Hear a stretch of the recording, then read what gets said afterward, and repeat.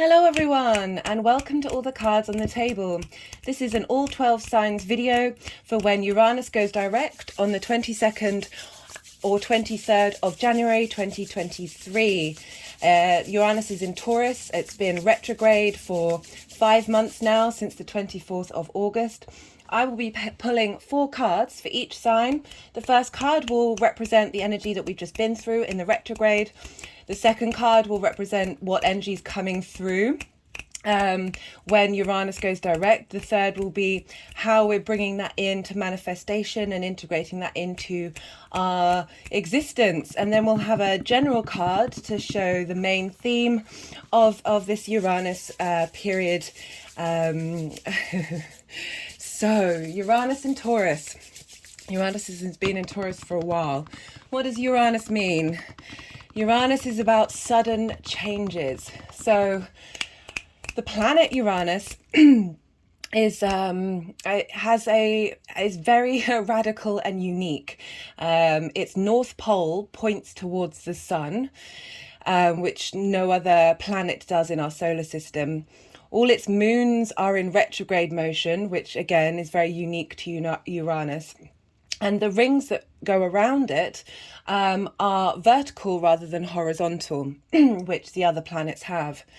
So we have this difference between we've been going through a square with Saturn with Uranus over the last couple of years, and it's manifested in lots of different ways for lots of different people, but collectively it's been about this striving for revolutionary action that comes from Uranus, this desire to be different to its surroundings, this mad scientist creator energy, this bringer about of new ideas and bringing about radical instant change.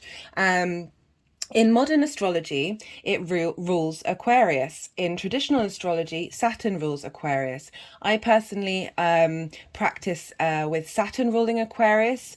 Aquarius is a fixed sign. There's a stubbornness to it. There's a trajectory to it. Whereas Uranus is kind of like that eureka moment, that when something's shifted and just an explosion of ideas, or it can manifest in many different ways. But it's a very quick, instant explosion or lightning bolt.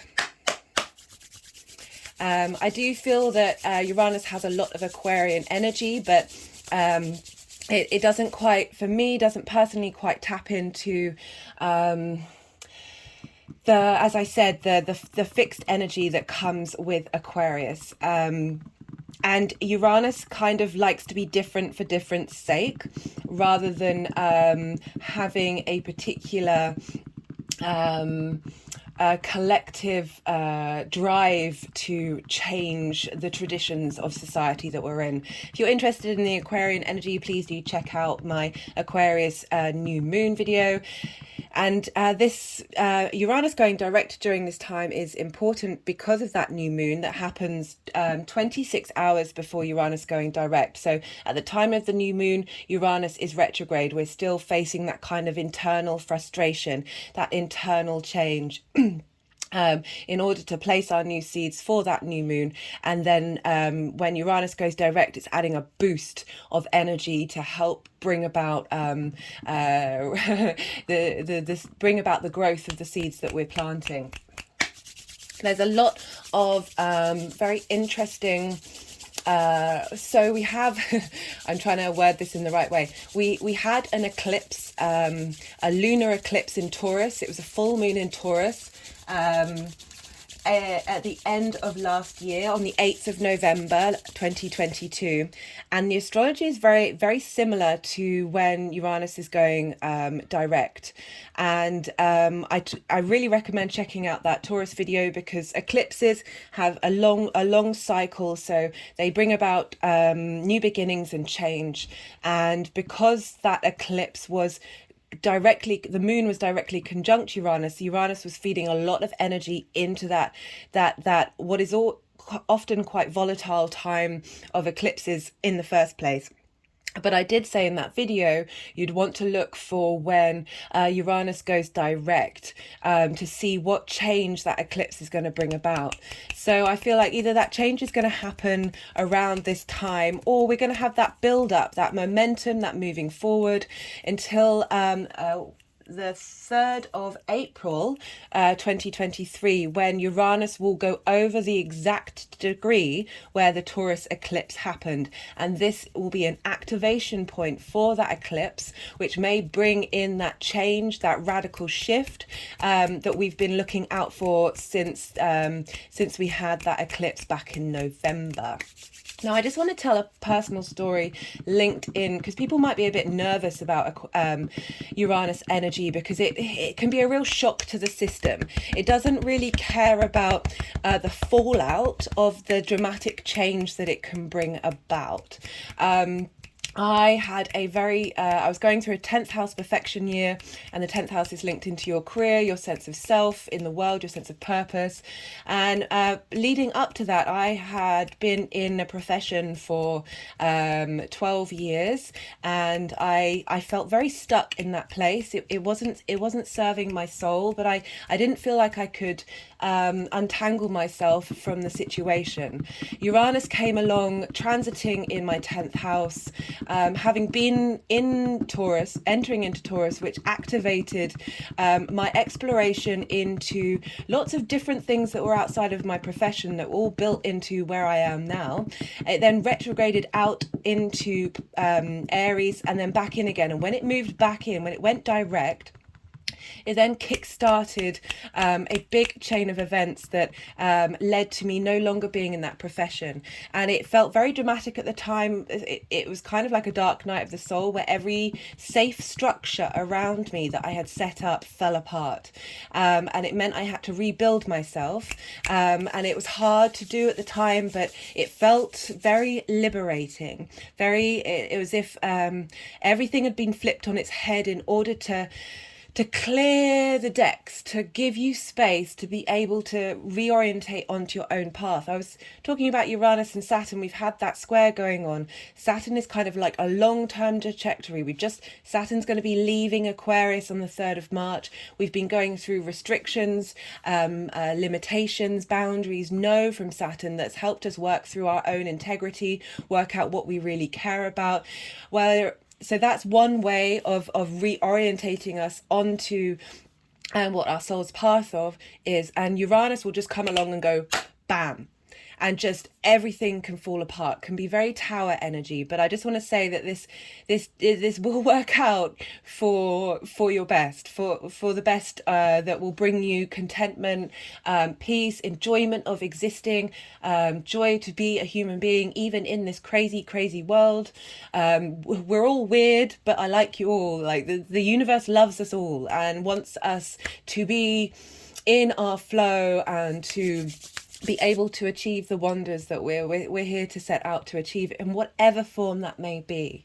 And this Uranian energy, I just want to read out the Sabian symbol. So whenever I remember and try and get round to it, because there's usually a lot going on in the videos, I really want to read. So we round up for this. So Uranus is going direct at 14 degrees.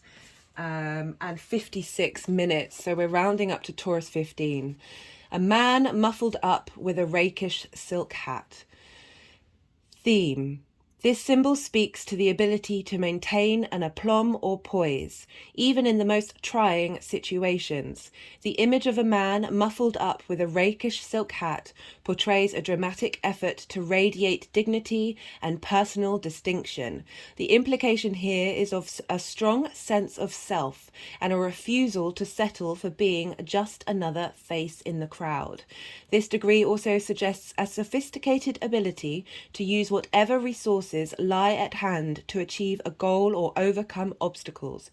Positive at its highest, this symbol represents self-composure and resourcefulness in meeting the challenges of everyday life. Right, so I really... This is a very Uranian energy. This is the desire to be different, the desire to be uniquely yourself, regardless of your surroundings, regardless of of what pressures you may feel, this ability to have that sense of autonomy and be able to do so with a real, I want to say groundedness, because we're in Taurus, and Taurus is the first earth sign. It's about your senses, it's about your body, it's about the tangible things that give you pleasure. It's ruled by Venus. And this is really asking us to be as authentically ourselves, that brings that pleasure, brings that sensation of joy, of contentment into our own bodies. And we may have been feeling during this retrograde this internal restlessness, this slight frustration, this inability to sort of liberate ourselves in the way that we think that we are doing. But there's a felt sense of being stuck, of not quite being able to set off that lightning storm and get that electric current running through our bodies. I want to very talk quickly about the contrasts of what the astrology is at the time Uranus goes direct. So Venus will be conjunct Saturn, and the reason why this is important, because Taurus is ruled by Venus. So we're having this Saturnian energy that's flavored by Venus, and this harmony, this sense of desire to want to work with your integral self, to want to be responsible, and this is being fed into when Uranus wakes up. So it's getting this energy of, whatever I'm doing, I'm going to be doing it for the long-term good. And even though I said, there isn't this sort of collective consciousness with Uranus, from experience, noticing Uranus transits, it may be disruptive, but it's doing it for the greater good. So it's just a little bit more rebellious. It's a little more unconventional. Whenever it's striking to rectify tension. The things that you've hidden away, the things you're not addressing, the things you're not looking at, it will blow them up in your face and clear the decks for you, to help unburden that weight that you have when you're in that stuck limbo space. It's setting you free. And what is great about that being at 14 degrees is we've got 2 degrees until it hits that eclipse point. We've got time to work out and figure out what it is that is inherently our individual self, our need to break out of something and explore that energy. If we spend the next 2 months engaging with Uranus and seeing what comes up and seeing how to work with it, whatever may come and be a tower moment may not be as dramatic as it could be. It may be actually then facilitating the work you've already done. Like with Saturn, I always recommend start doing the work early, and then these energies will come and meet you where you're at. So as I said, the North Pole of Uranus is pointing towards the Sun, and I feel this is linking this all together.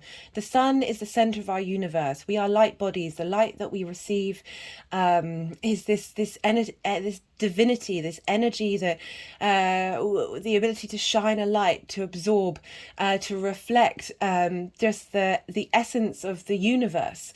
The fact that the North Pole, and here we look to the North Pole star to know where we're headed, the direction that we're headed, and the fact that Uranus has its North Pole pointing towards the Sun means it's heading towards the end result of Uranus's direction, is the Sun, is that energy, that beautiful universal energy that we're receiving from the greater universe collective, is being funneled into Uranus, and its actions are in fact all part of the great collective cosmic clock that we're in, or the web, or the tapestry, however you want to look at all these energies that play together.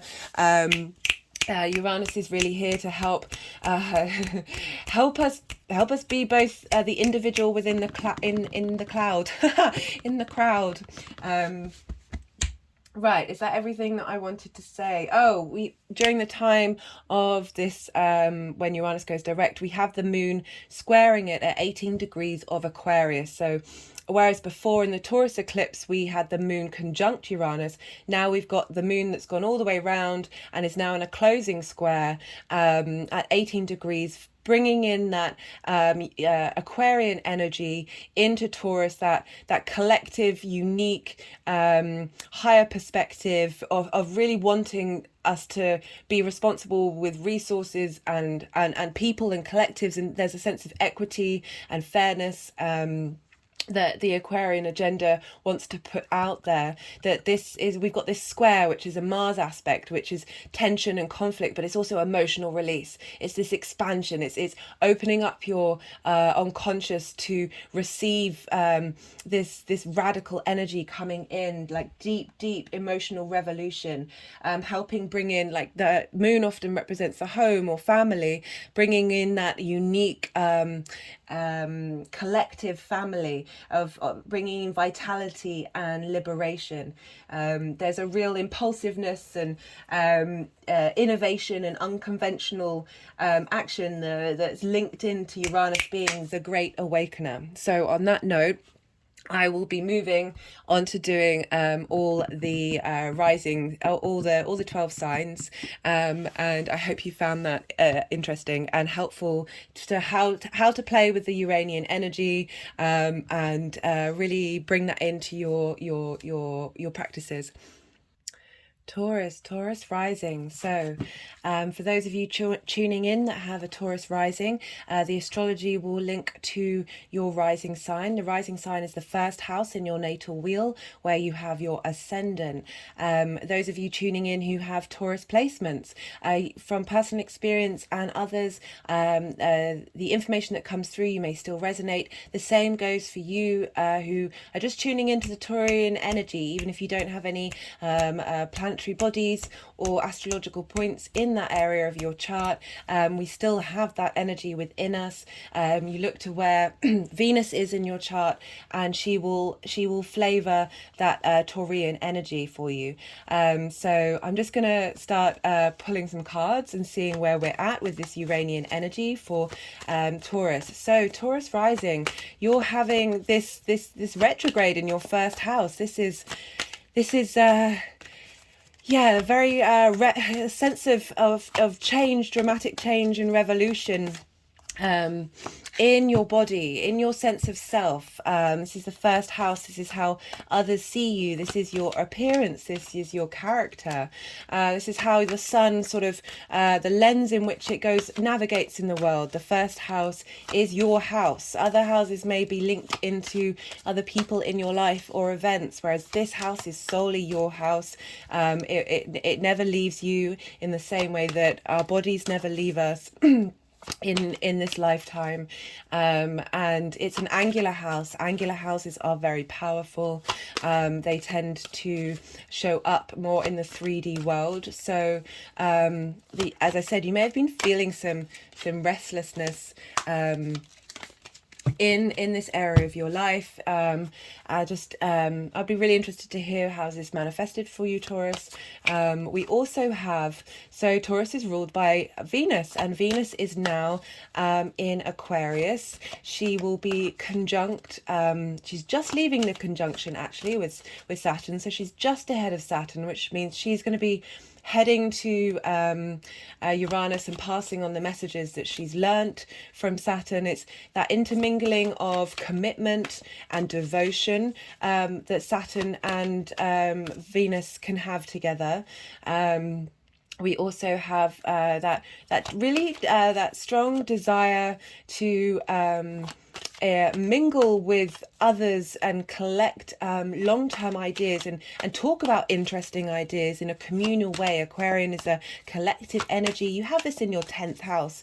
This is the house of career, the sense of purpose in life. It's how the big outside world sees you. So you've had this Saturn transit, which is at the same time as we've been having Uranus going through your first house, and sorry, just a bit distracted by the cards that are coming out. yeah, I just want to talk a little bit more first about how, yeah, you've had this Saturn-Uranus square happening between your career, receiving restrictions and boundaries and limitations in that area of your life, but it's all pointing to long-term establishments and foundations in the collective, like bringing unique, having Aquarius in the 10th house is the ability to bring unique ideas out into the world. And with this square to your ascendant, it's potentially having that Uranian energy on a personal level funnel into Saturn's long-term goals. And really helping, giving that unique sense of self, that radicalization of self, the space to question and wonder what it is that it truly wants with this retrograde. And perhaps helping bring out some shadow work and some shadow tension. We've pulled the Devil card for the retrograde period, and spending this time really going inward and questioning the sort of I appreciate the Devil energy. Everything in moderation, including moderation. When we shame aspects of ourselves, they get bigger. We're seeing that in the collective now, that all of our shadows are really kind of bouncing up and really smacking us in the face that we can't really avoid. The human species has a lot of trauma ingrained into it, and it feels that on a personal level that because this is in reverse, it's about inward rather than outward restrictions. There's a element of stuck energy with the Devil of we have these figures in chains, but usually they are not very tight around the necks, and you can make that choice to leave it. But integrating shadow energy is so important to being able to transform your sense of self and really explore what it is and why you may have been repressing things or hiding things from yourself that would then explode in different ways, and helping you understand and process that time. Uranus may have just brought a lot of things to the surface that you've been having to work through and deal with during this retrograde. And then we've got the Eight of Wands. So there's this real sense of speed, this real action. It is the quickest card in the deck, apart from maybe the Chariot. But it's linked into Wands. So it's about passion and motivation and drive and of movement and what I love about this is that the final card is the Three of Pentacles. This is one of my favorite cards in the deck. This is about mastery and collaboration, and collaborating with others who can all bring the weight to the table, who all have something to offer in order to create something long-term and tangible and beautiful. And I love that this is coming up with that square to your 10th house, that the work that you've been doing on yourself with Uranus going through Taurus, and it's still going to be there for a while longer. Luckily, we've got Jupiter coming through into Taurus. I think it's in May. It will enter Taurus, and it'll be there for a while. That is really going to bring that sense of abundance and wisdom. And when it combines with Uranus, that there's a big sense of great ideas coming through, and I really love that energy for you, Taurus. And it seems like you've been doing the work, you've been uncovering things, and when Uranus goes direct, there's going to be okay, so we pulled the Change card, and it wanted to be over the Devil. And then we have the other side of that. Let's see if I can get all of these in one go. That's maybe that way around. That we then we're bringing we're bringing in this, as I said, one of my favorite cards. It's Pentacles, so it's manifestation energy, it's 3D energy, and having this passion and drive to bring in change. And as I said, when Uranus goes direct, or when, particularly because you had that eclipse in your first house, that there will be an event that may happen that brings about this change. But as I said, don't worry, because on the other side of it is this wonderful energy of this is all about being happy about in the work that you're doing and taking great pleasure in it, and receiving respect, and this is about collaboration and mastery, as I said, but it's all long-term things that work for the community, but also have, you know, you are ruled by Venus, while your rising sign is ruled by Venus, so there's this love of collaboration, of harmony, and also the beauty of things. So that's some great energy we've got here for you, Taurus, and I really hope that helps. Be well until we meet again. Aries, how are you doing, Aries? So for those of you who have Aries in your first house, which is your rising sign, where your ascendant is, the astrology will be linked into Aries rising. And so for those of you who have Aries placements or just want to tap into the Aries energy, whether you have placements or not, I've learned from my own experience and experience of others that the information that comes through can still be very relevant. And a reminder to those who don't have any placements in Aries, we still have every zodiac sign in our natal chart, and we are able to tap into those energies just as much as if we have planets in them. So we have this Uranus transit happening in your second house. This is your house of your resources. This is the house of your values, the things that you have collected over time that have meaning to you. This can be physical, this can be emotional, spiritual, or intellectual. It can manifest in many different ways. This is also the way that you make your income. If you own your own business, or are a contractor, you know, this is where you bring in your money. So you may have seen some radical changes and eruptions during this time, or yet to come. We had a big an eclipse happening in this house. It may have cleared out some things that weren't relevant to you, really helping you reassess and revolutionize your value system. We also have this square with Saturn, where Venus is, which rules Taurus, and we have this in your 11th house. This is the house of communities. This is the house of big friendship groups. This is the... I had a feeling that they wanted me to do a bit more energy work. Sometimes this happens, that just get a feeling from the deck that no cards are going to come out no matter how much I shuffle, and that's usually a sign that they want me to put the deck down and do some energetic work for you, Aries. Apologies, I'm not getting straight to the cards, but this is part of my practice and the energies do like to come out and play.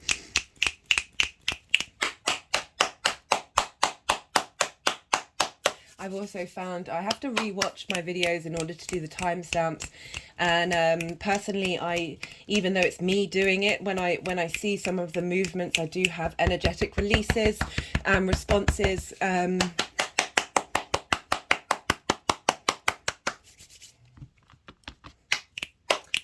So we have Venus with Saturn and the moon that's squaring this activation of the transit in Aquarius in your 11th house. As I said, sorry, they're just banging on my chest, which is why I sound a bit strange. That you may have felt some limitations and some restrictions in this area of your life, but with this new moon coming in, and we're really sort of at the tail end of Saturn being in Aquarius, we've been learning Saturn's lessons, learning what it is that we truly value and what do we want to go forward on. And sorry, that energy work has just sort of made my head a bit fuzzy. Okay, so yeah, with Saturn moving through that, we're now at that point of sort of integrating the lessons that we've learned from Saturn.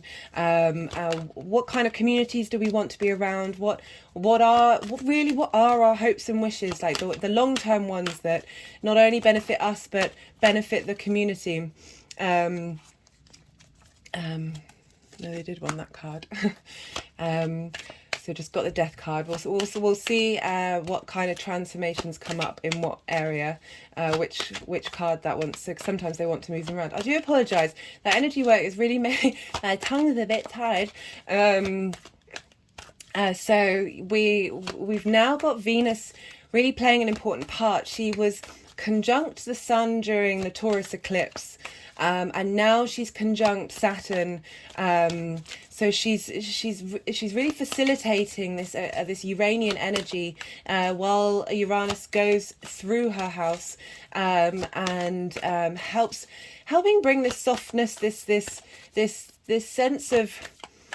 I know when I had my Uranus experience, it was in Taurus, so it was benefited by Venus, that there was an inherent sense of, this is something that I want. This is something that may be difficult, but this is something that I desire. You know, Venus is all about being stimulated for motivation, wanting to bring about a sense of harmony and understanding into situations.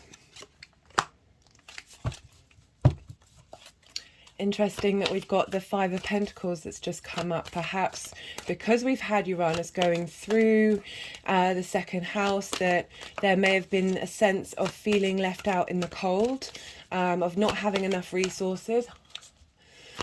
I'm going to wait. I don't want to interpret the cards just in case they move them around. Let's see what the third and final card is. But because we've got Venus with Saturn, and she was there for the new moon, she's really bringing that sense of desire to establishing these long-term ideals and structures. And she'll be heading towards Uranus before Saturn. The moon's going to catch up. The moon's going to get there first. But so the emotional releases that we're going to feel during this time are there then going to hit Uranus before Venus does, and really help electrify the work that we will be doing during this period. And it's interesting to think about what might happen. As I said at the beginning in the intro, about really focusing on what it is that makes you you. What have you been hiding? What have you been avoiding? You're using these next, when was it? The 3rd of April. So that's what? So it's about 2 and a bit months. Oh, lovely. That's an interesting spread.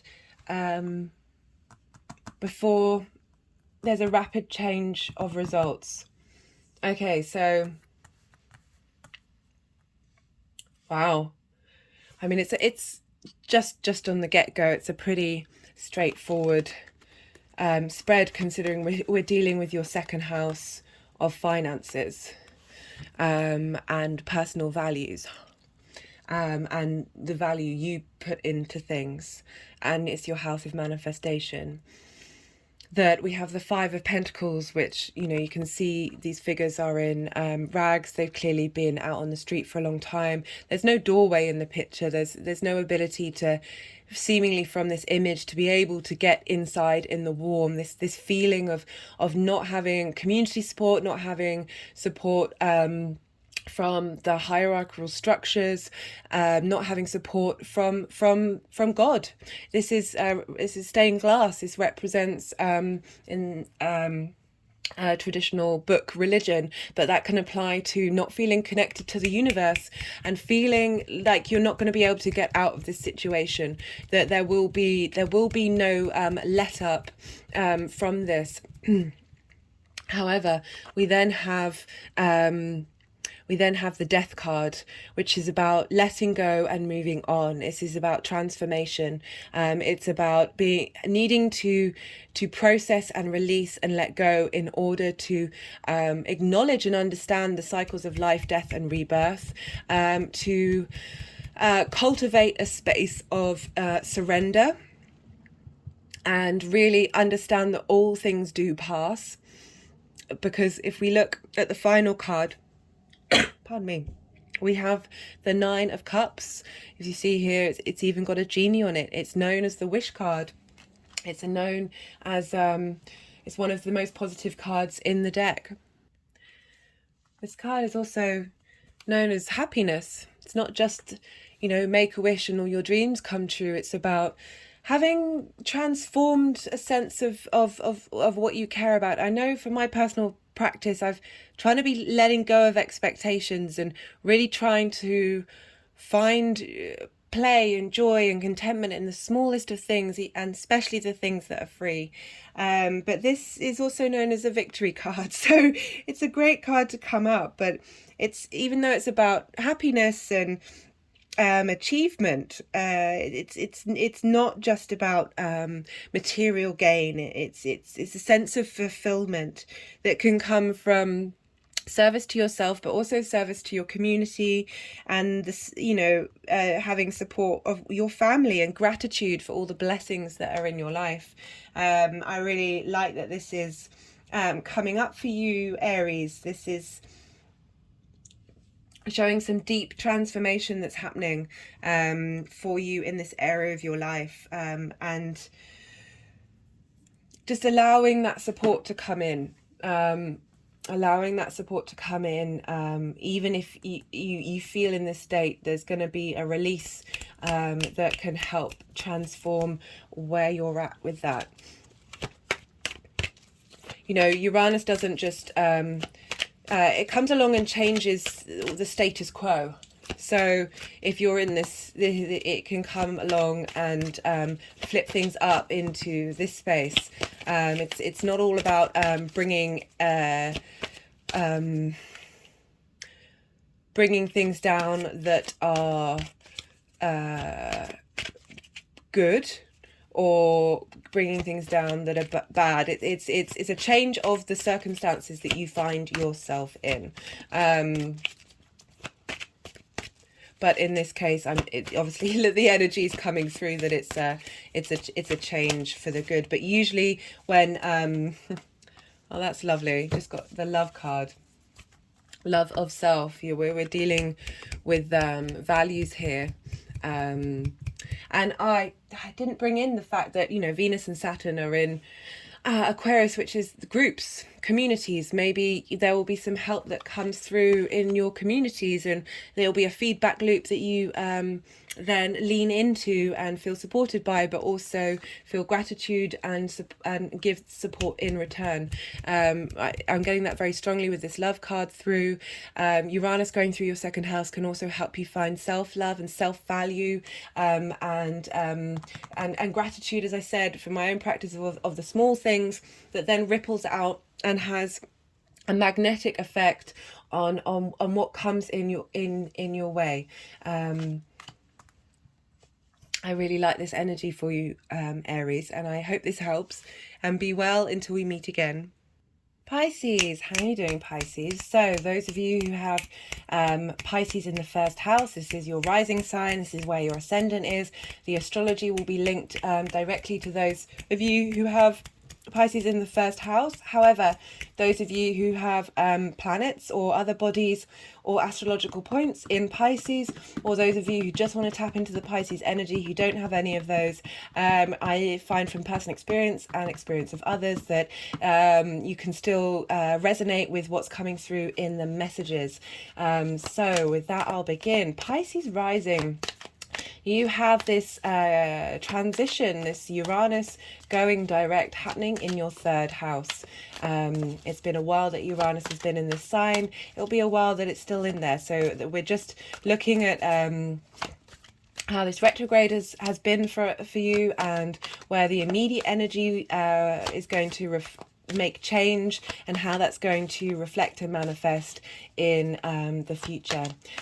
So the third house, this is traditionally the house of the goddess. This is where we bring the energy of the ninth house, our big picture philosophies, into our day-to-day, bringing meaning and connection and ritual into how we operate on a day-to-day basis. This is a place of communication, short distance travel, taking short courses, what you do, where you go on a day-to-day basis, who do you interact with, what sort of familiarity do you have with the people around you, or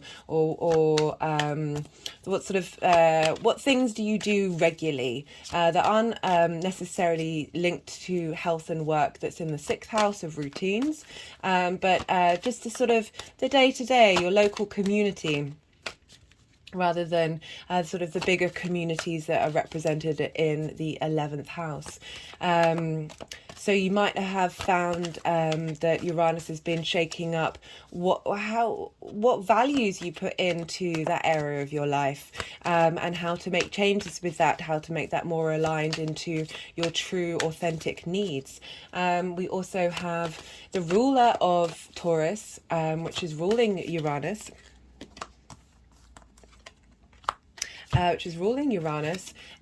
in the 12th house, along with Saturn and the Moon during this direct motion kicking into gear.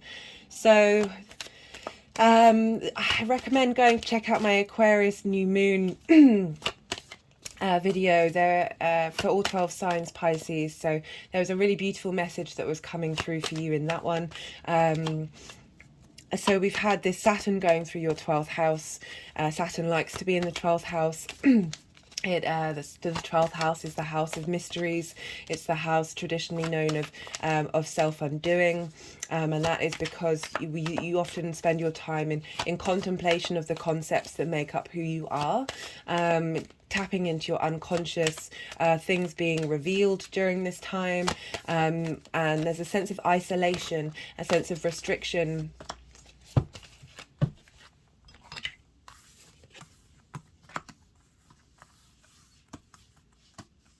I'm just going to see what they actually want me to do.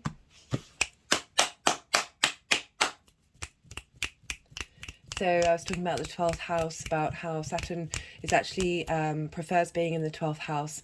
It's house of joy. And that's because it likes doing this integral work, this not dirty work, sorry, that's the wrong word, this hard work. And the 12th house can be hard work. It's also, Saturn traditionally can be linked into the occult, because it's that which, Saturn was the darkest planet visible in the sky for thousands of years compared to that of the sun. That's why it's opposite. We have Leo and the Aquarian opposition, because the sun brings the light and Saturn is the darkest, the coolest, the coolest planet, and things that occult links for being unseen and in darkness, that occult matters can be linked into Saturn. I found in my experience that the 12th house can bring out some real magic to help you on your journey. The 12th house can be hidden from everybody but you. It can be a part of who you are that doesn't come out, only stays in private. It can be that it feels very detached from who you are and you can't access it. 12th house transits can really help bring things to light and help you integrate. And this is happening with the square in your day-to-day. So it might mean that there have been some frictions and resistance and changes that are happening in your day-to-day that are sort of unsettling your 12th house experience, and maybe bringing things up that have felt deeply uncomfortable, but are all part of the process to lead to great integration.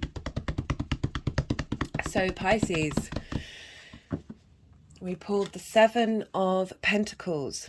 This is about doing the work, the groundwork, but not necessarily seeing the results straight away. It takes time for things to grow. It takes time for crops to grow. It takes time for trees to grow. It takes time for us to grow. But you've been doing the hard work. You've been examining. You've been exploring. You've laid down those foundations. And you've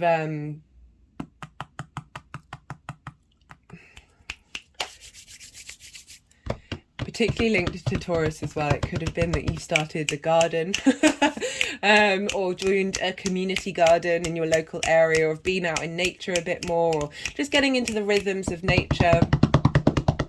But that might just be very specific to one particular Pisces. Okay, they're quite insistent about me doing this rather than... We then have the King of Pentacles, the King of Pentacles. This king knows what it's doing. This king has been is grounded. There's a logic, there's a practicality to this king that's helping. He doesn't question himself. He is capable of bringing things into the 3D. The third house is a problem solving house. It's like working out your local community, figuring things out, helping the local community, transforming your sense of self in that community. You know, the king's all about moving with a sense of authority, not needing others' validation, being able to trust in oneself without waiting for acknowledgement or approval. Maybe that's an issue that you've had. It's an issue that a lot of us have, that being able to find our own autonomy. And by doing 12th house work, that can really help bring about a sense of self that is now sort of manifesting in your day-to-day. I love the third house. I love how powerful the third house can be, because, you know, that's the daily, it's the daily grind. And when we transform that area of life, it will then ripple out to more big grand ideas, and or just finding that real joy in the day to day. And then for the final card, we have Temperance. This is all about finding the hidden parts of oneself, being able to create alchemy.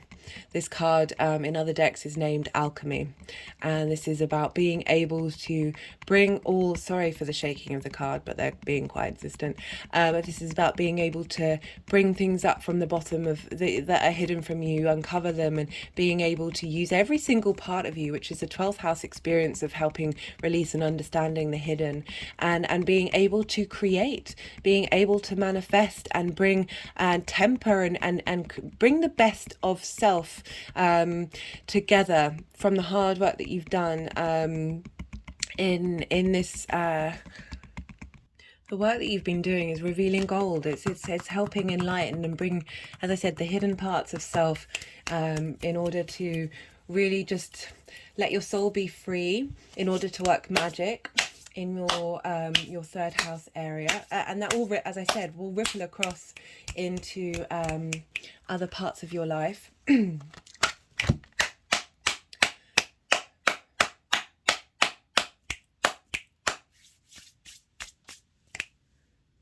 Okay, so they're pointing to this image, I think it's on camera, of a soul raising itself up.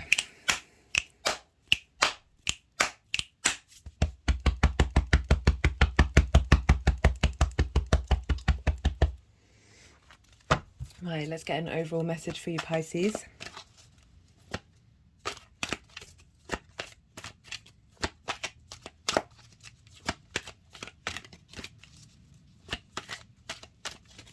And I really like that Venus is helping bring... interesting. So we've got parenting. Maybe it's... So Saturn has a very... one of the cards that I pulled for the Aquarius New Moon reading was the father. And I get very... it's either father or grandfather energy when Saturn's in Aquarius, and sort of grandmother energy when Saturn's in Capricorn. It's that authority figure that you're a little bit nervous of, but you respect, and you want to step up to the plate to not disappoint them. And I get that energy with Saturn, and sometimes we need help parenting ourselves, helping us understand the areas of and tending. So not only being helped to activate that kind of parent energy from Saturn, to help us then activate that parent energy to ourselves. The things that we're planting and growing and healing, we are cultivating and caretaking of those parts of ourselves. you know, some of the work that you can do with your inner child is really acknowledge that you are now able to help parent that inner child that it may not have received what it needed growing, and that you can do it for it now in the present, and caretaking and giving that sense of nurturing, that structure, that stability to that which is hidden, that which you've been working on. I really like that. And then, you know, you get that sense of authority, that sense of autonomy when you, it's not about being strict, it's just to be about, I prefer the word adulting sometimes, because, well, compared to sort of being a grown-up, grown-ups have lots of connotations. It doesn't necessarily mean that you have to have kids, and have that mortgage and, you know, achieve all the things that the 3D world wants you to achieve. You can tap into that Uranian energy and flip things on its head. But I like that the King of Pentacles is coming after that, that it's really grounding you out and helping bring in that sense of as I said, that autonomy and authority that comes from knowing yourself. I hope that helps, Pisces. All my best, and be well until we meet again. Aquarius, how are you doing, Aquarius? So for all of you who have Aquarius in your first house in your natal chart, this is the rising sign. This is where your ascendant is. The astrology that I'll be talking about is based on those of you who have Aquarius in the rising sign. For those of you who are tuning in, who have Aquarius placements or just want to tap into the Aquarian energy, from my own personal experience and experience of others, there's still a lot of insight and clarity to be gained, and often you can resonate with that energy regardless of whether the astrology doesn't necessarily match up entirely. It may still apply to a part of your life that you can then utilize and tap into that energy. So Aquarius, we have this Uranus has been going through your fourth house. This is your house of home. This is your house of private life. This is foundations. This can link into ancestors. This is where you're rooted. So Uranus going through this house could have turned everything up on its head at various different points during its transit. With this Taurus eclipse that we had at the end of the last year, it definitely feels like something may change, and a new situation may reveal itself that will help benefit your soul's purpose in the long term, particularly as we have Saturn having been through your first house. When Saturn goes through the first house, this is a big astrological transit for someone. Recommend getting a reading. If even though Saturn's coming to the end, it might be that you have a late degree Aquarius rising, or you could have been doing the work already and you don't need a reading. But it's Saturn going through the first house it's asking you to step up to yourself, and that could mean that you've felt isolated or had restrictions happen on your body. Feeling distance, how disconnected from how other people see you. And all of this is helping you sort of reassess and reevaluate what it is that how you want to operate in the world, who you want to be, how do you want to be seen, and how do you want, and you know, with all Saturn ruled signs, there's a real sense of maturity, and sometimes these signs don't take a while to come to maturity. And when they do, when you finally start seeing results, there's a levity, there's a lightness, that there's a release from restrictions and boundaries. Sorry, this has happened in a few of the other readings where no cards are coming out because the energies want to do some energy work. I do apologise. I appreciate you may want to find out what the cards have to have in store, but they were refusing. They were refusing to come out and play.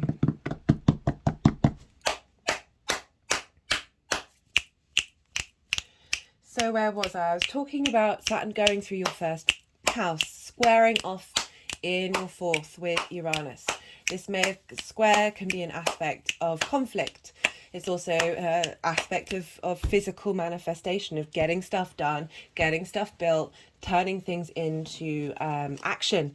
But this conflict that may have come up is helping release tension, helping you, again, reevaluate. What do you want? How do you want to be?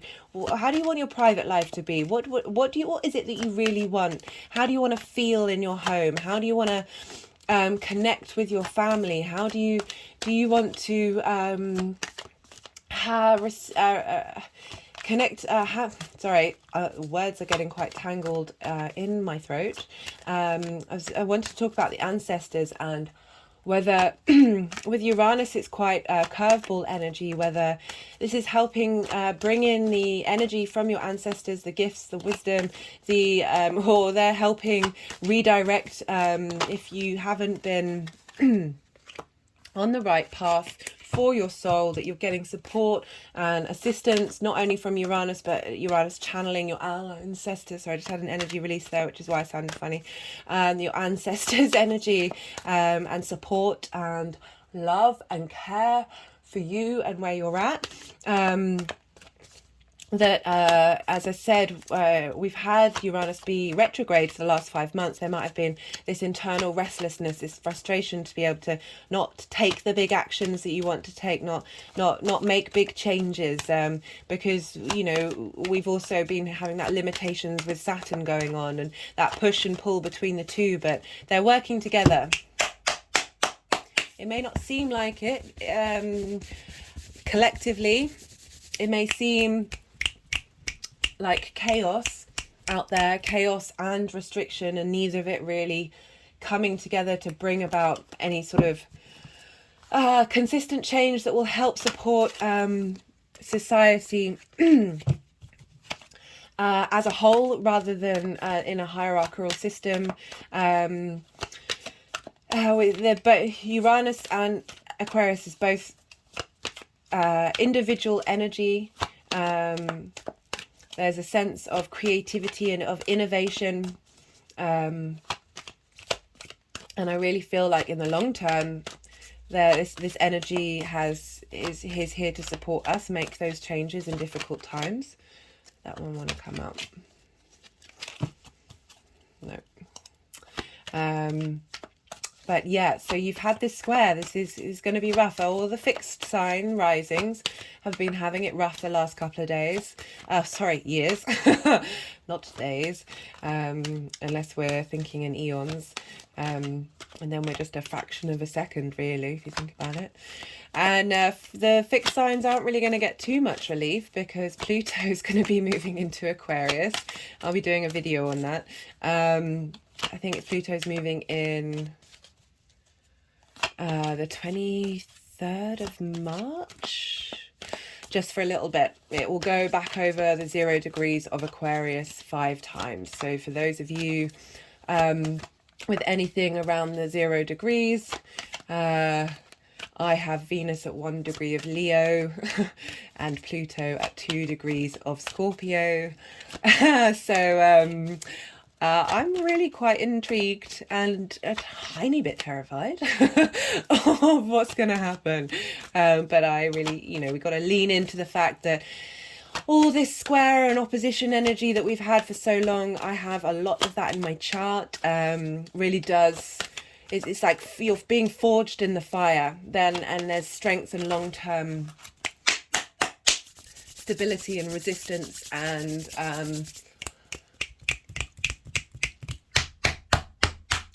stability and just the ability to get stuff done, be strong in yourself. Oh, okay, right, let's see if we get this third card coming out. So looking at the cards, very interesting, Aquarius. We've got the 8 of Cups. That's lovely. So we have the 9 of Cups. sorry, Nine of Swords. They're very different. They're very different cards. We have the Nine of Swords, which is about anxiety. It's about sleepless nights. It's about worrying about things that you can't control. It may be Aquarius, that you've been just really quite frustrated about where the world is headed. I know that we all are, but the Aquarian energy really does sort of look to the future. It's been out in the wilderness, the other side of the boundaries of hierarchies, and it wants to bring back the vision that it has, the collective intellect of ideas, and just how frustrated it must have been to be limited and not be able to go and make that change, and worry and worry and worry. On the traditional Rider-Waite, there are, you can't quite see it in this one, there are roses on the bedspread. It's about asking to focus, rather than thinking about the big picture that you can't change, that you can't worries are like prayers in reverse. Like it's hard to get out of that energy, but it's important to focus on the small things, to focus on looking at a flower and taking pleasure from it, and really switching up your mental state. Even if this isn't about collective worry, it's about worry that's been going on in your home, worry that's been going on with your family, or your sense of home, your sense of foundations, whether you have any safety, any stability. This is showing that that this period is there's change afoot, because the middle card that we have when Uranus goes direct is about leaving something that seems comfortable. Because if you see all these cups, they're still upright, they haven't fallen over, there's no sense of grief like you have with the, I think it's the Five of Cups, and leaving something that appears comfortable but that doesn't actually suit you, which is, as I said, this came up in the Aquarius New Moon, and I felt like it was very Aquarian energy, because it's the world that we live in. For a lot of us, there's a sense of comfort, there's a sense of convenience. How often do I hear that people would try and make a difference, to be a bit more sustainable, to be a bit more understanding and caring, but the world that we're in is just so convenient, and it's just easier, and they're tired and they're overworked, and they don't have the resources or space to be able to do those things, because that takes hard work. So leaving this comfort zone, this space, and going off on a personal journey, climbing that mountain to get a new perspective of self. It feels like you might be going on whether that's a physical journey or a emotional journey in your own home, like really being able to come out the other side of the rainbow with this situation, that it may be that you don't need to be in a physical home at the moment, that you want to go traveling.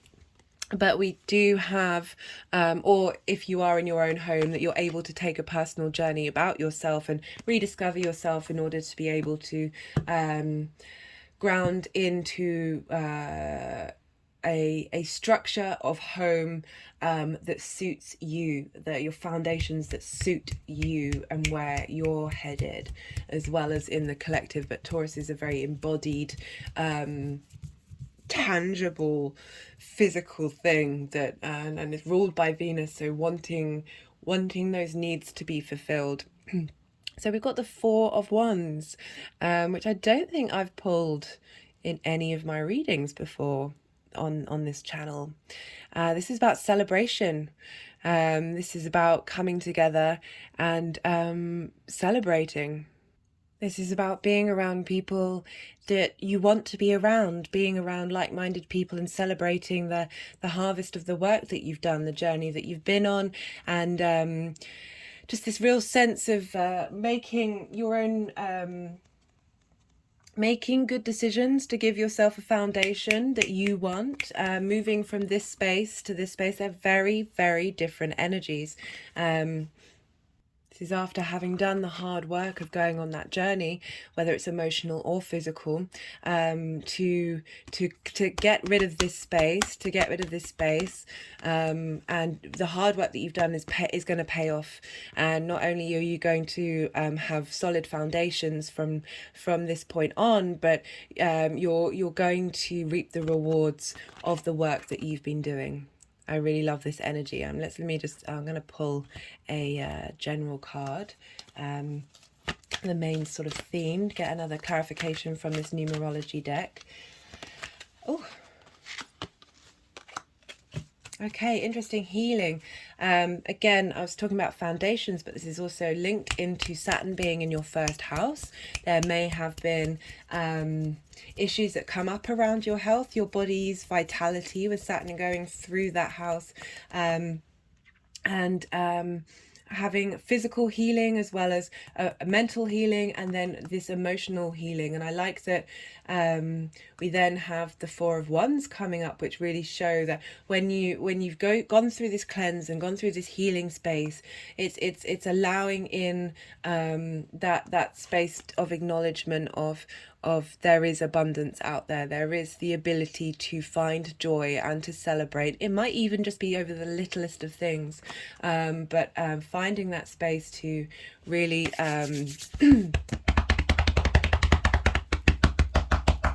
so the energies are just, well, they're essentially just smacking me on my heart chakra. But yeah, some energetic release around the heart area. You know, when we're in a state of anxiety, when we're in a state of worry, our heart shrinks, our heart feels pain, while our mind is feeding on the cortisol that it's producing with that anxiety, meaning that we're not able to tap into our true emotions, be able to understand truly who we are and what it is that we are doing. But this is an emotional, this is a journey that will help with emotional healing and transformation. And there's this at the end of it. I love it. I hope this helps, Aquarius, and be well until we meet again. Capricorn, how are you doing, Capricorn? For those of you tuning in who have Capricorn in the first house, this is your rising sign where your ascendant is. The astrology will be linked in to those of you with Capricorn in the first house. For those of you who have Capricorn placements, whether that be planetary bodies, asteroids, or astrological points, this may also resonate for you, as well as for those of you just wanting to tap into the Capricorn energy. I find from personal experience and experience of others that this energy is still relevant, and you can receive wisdom and downloads regardless of whether the astrology directly links, but sometimes you can still resonate with the messages that are coming through. So Capricorn, you've had Uranus in your fifth house. This is the house of creation energy. This is the house of amusement. This is where you get pleasure from. This is a place of joy. It's also linked into children. And but this is trining your first house. This is trining your first house, and trine aspect is an aspect of Jupiter. This is about bringing about opportunities. They're both earth signs, so they can facilitate one another. There's a transference of energy. This is about bringing in wisdom and opportunities and a sense of abundance, really helping with this Uranian energy going through, really transform your creative abilities, and how you want to work and embody that creation energy, because Taurus is the first earth sign. It's really about embodiment in a physical sense, and using the resources of the earth. So my hand is just beating on the heart chakra, creating motion from the heart. Our heart's energies are so important. When we operate from our heart, we radiate and this trickles out into the rest of our world. The electromagnetic field of the heart is 3 feet and the mind is 3 inches. This just shows when we operate from a heart space, we have such an abundance of energy and power.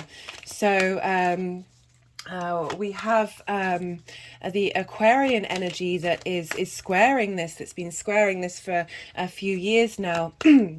We have this in your second house of your values, and how you manifest your personal income. It's the things that you collect and bring forward in your life, the things that you care about. This can be physical, this can be mental, this can be emotional and spiritual. This is your house of manifestation. This is the house of your resources, your income, how you make money. This square may have been helping bring about, with this creation energy, bring about the ability to manifest through your values, your creation energy.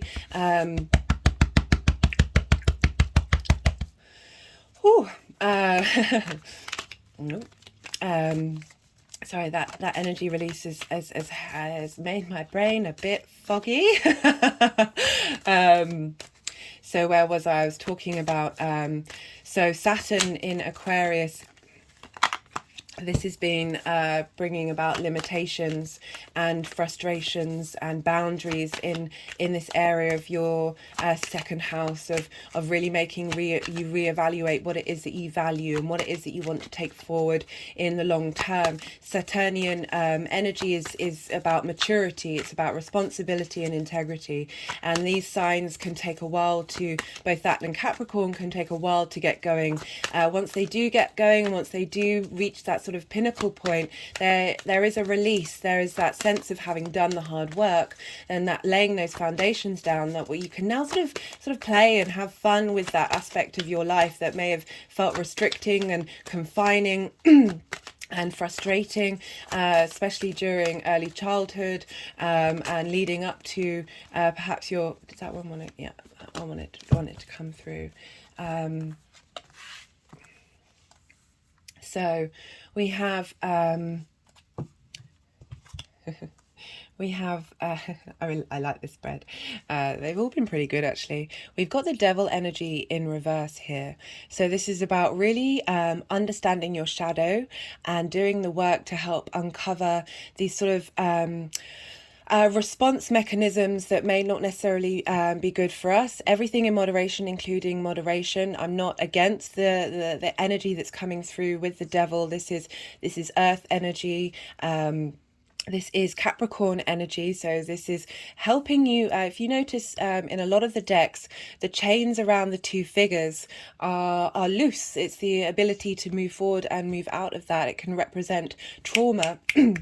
And helping uncover instinctive programmings and actions that may not necessarily facilitate in the long term, but the more that we give them space, the more we understand and give them compassion. And it feels like you've been doing that work, especially with that creation energy with Uranus, both facilitated by Saturn in your second house and Uranus in your fifth, really helping you get to understand what your creation energy is so powerful. It's what helps us move. It gives us drive, and creation energy can be reflective. That creative energy can be reflective in anything. It's not just limited to these the arts. It can, as I say, manifest in many different ways, but you've really gone to uncover, and things have been highlighted to you by Uranus being in that area of your life, and helping you clear the way and clear the space, because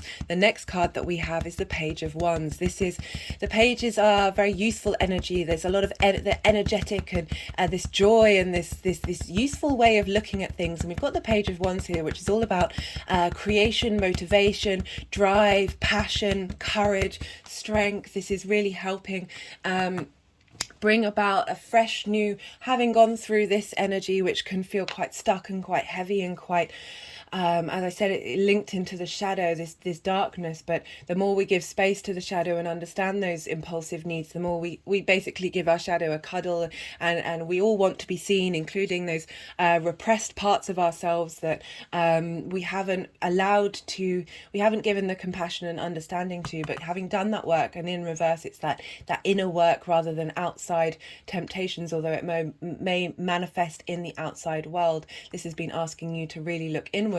And now we've got this useful energy come through, that's really helping bring about a new journey, heralding in a new sense of looking at things and being able to create So the final card we have is the Star card.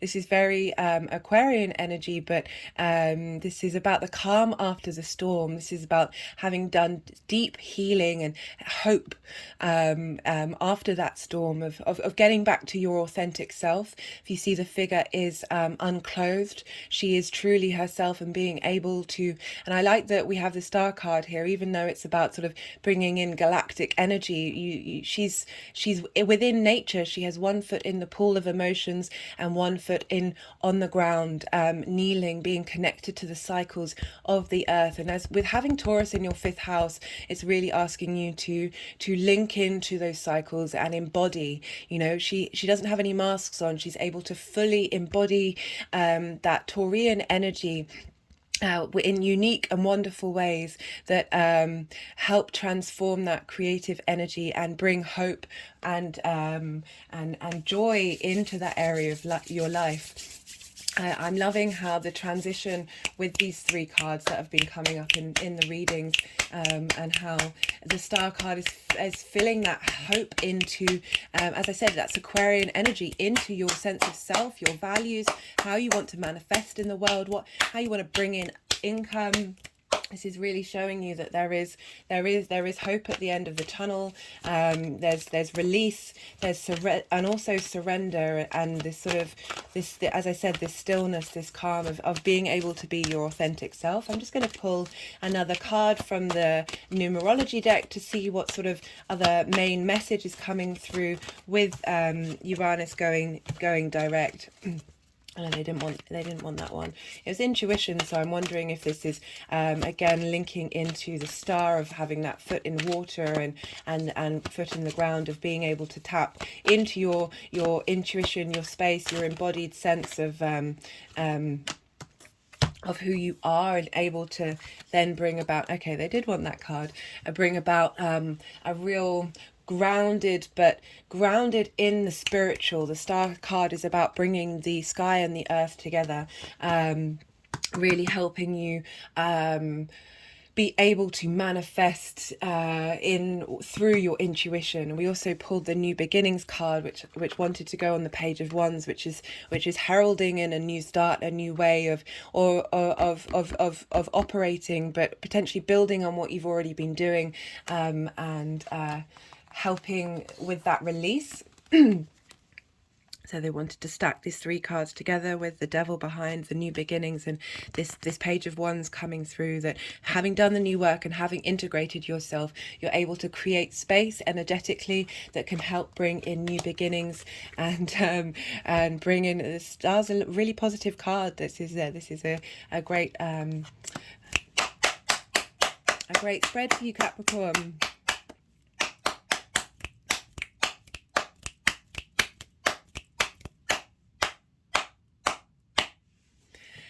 I hope that helps, and be well until we meet again. Sagittarius, how are you doing, Sag? So for those of you tuning in who have Sagittarius in your 1st house, this is your rising sign. This is where your ascendant is. This is, this is your house. The astrology will reflect from those of you who have a Sag in the 1st house. Those of you who have planetary bodies or astrological points in Sagittarius, and those of you who just want to tap into the Sagittarian energy, I found with my own personal experience and the experience of others, and you can still receive and resonate with a lot of the energies and messages that are coming through, both even with the astrology and especially with the tarot. So Sagittarius, you've had Uranus be going through your 6th house. This is bringing about revolutionary change in how you treat your health, and the way that you work. It's also about routines. You need to work in order to make something a routine. And having Taurus here, that's really about needing to focus on the body, to focus on what brings you pleasure and harmony, ruled by Venus, into your body, in order to facilitate those routines. This is in conjunct your 1st house. In conjunct means Sagittarius and Taurus don't have anything in common. They find it hard to find common ground with one another, but it's holding this space. And this is why the sixth house can be a difficult house for us to tap into. It's a problem solving house. Sometimes we don't want to do those things that mean tending to our health. It's definitely an area that the human being struggles with, but you know, with being able to with an inconjunctive, finding different perspectives and getting those perspectives to work together. Even though there's a friction to it, the ability to look from different perspectives and help really facilitate that sixth house energy. We also have Saturn and Venus, Venus ruling your sixth house of Taurus in your third house of the goddess. This is the house of routines. This is not routine, sorry, the house of day to day. This is the things that you do on a regular basis. This is your local community. This is short distance travel. This is communication. The way that you sort of you bring in the ninth house into the third, of bringing in your big philosophies into bringing meaning into the things that you do on a day to day, the people that you meet. This can also be short courses. And with Saturn going through this space, it's helping you reevaluate what's integral to you in a day-to-day way. Again, it has familiarity with the sixth house. But it's not necessarily just routines linked to health and the things that you need to do to survive. That's where the work comes in as well. It's not necessarily your career, but you know, the jobs that you may have that help keep a roof over your head.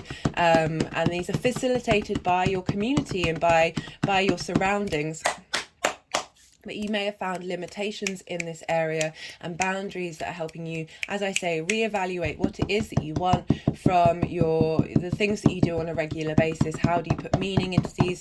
How do you put that Aquarian energy, that individual energy of unique ideas, of collective ideas, of working in a collective way, linking into even though it's a very individualistic, autonomous sign, how you can bring about that kind of long-term integrity that Saturn's been asking us to work on. And we've got Venus there, so she's really helping us bring a sense of sweetness to the coolness that is Aquarius. As it is an air sign and ruled by Saturn. Saturn-based signs take a long time to mature. But when that maturity kicks in, there's then a lightness, an ability to understand that you've put in those foundations and they're really solid. And being able to then find ease and flow with... No, I didn't want those ones. Ease and flow with that area of our life when we've done Saturn's work. I always say to people that it's really important to sort of look where Saturn is, or where Saturn is going to head to, and start understanding that area of life and start focusing on the things that you need to change, and the things that you working out what you truly value. Before Saturn gets there, because sometimes, you know, when you work in preparation with energies, the impact of what they're trying to change, because they're usually trying to reroute you, especially Saturn and especially Uranus.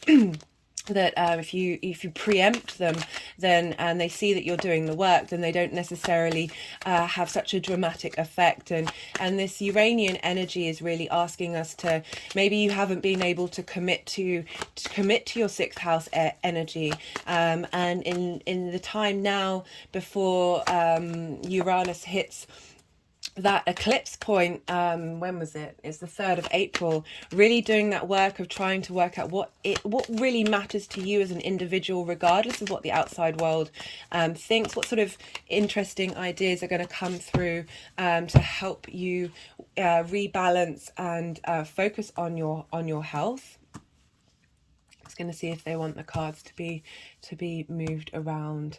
Okay, interesting. So we have the Six of Swords. So, okay, let's...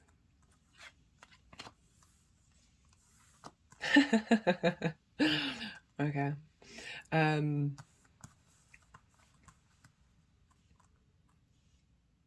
Let's see if they want to move anymore.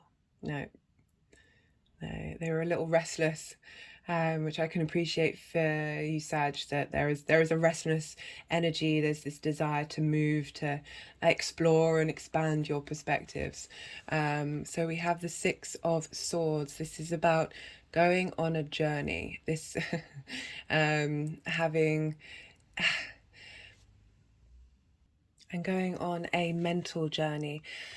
Some decks, this is the Science card because it's linked to swords. So it's this collection of ideas and thoughts that are linked into logic and practicality. Interesting that this has come up with Uranus in the sixth house, because Uranus is often linked into innovation and technology.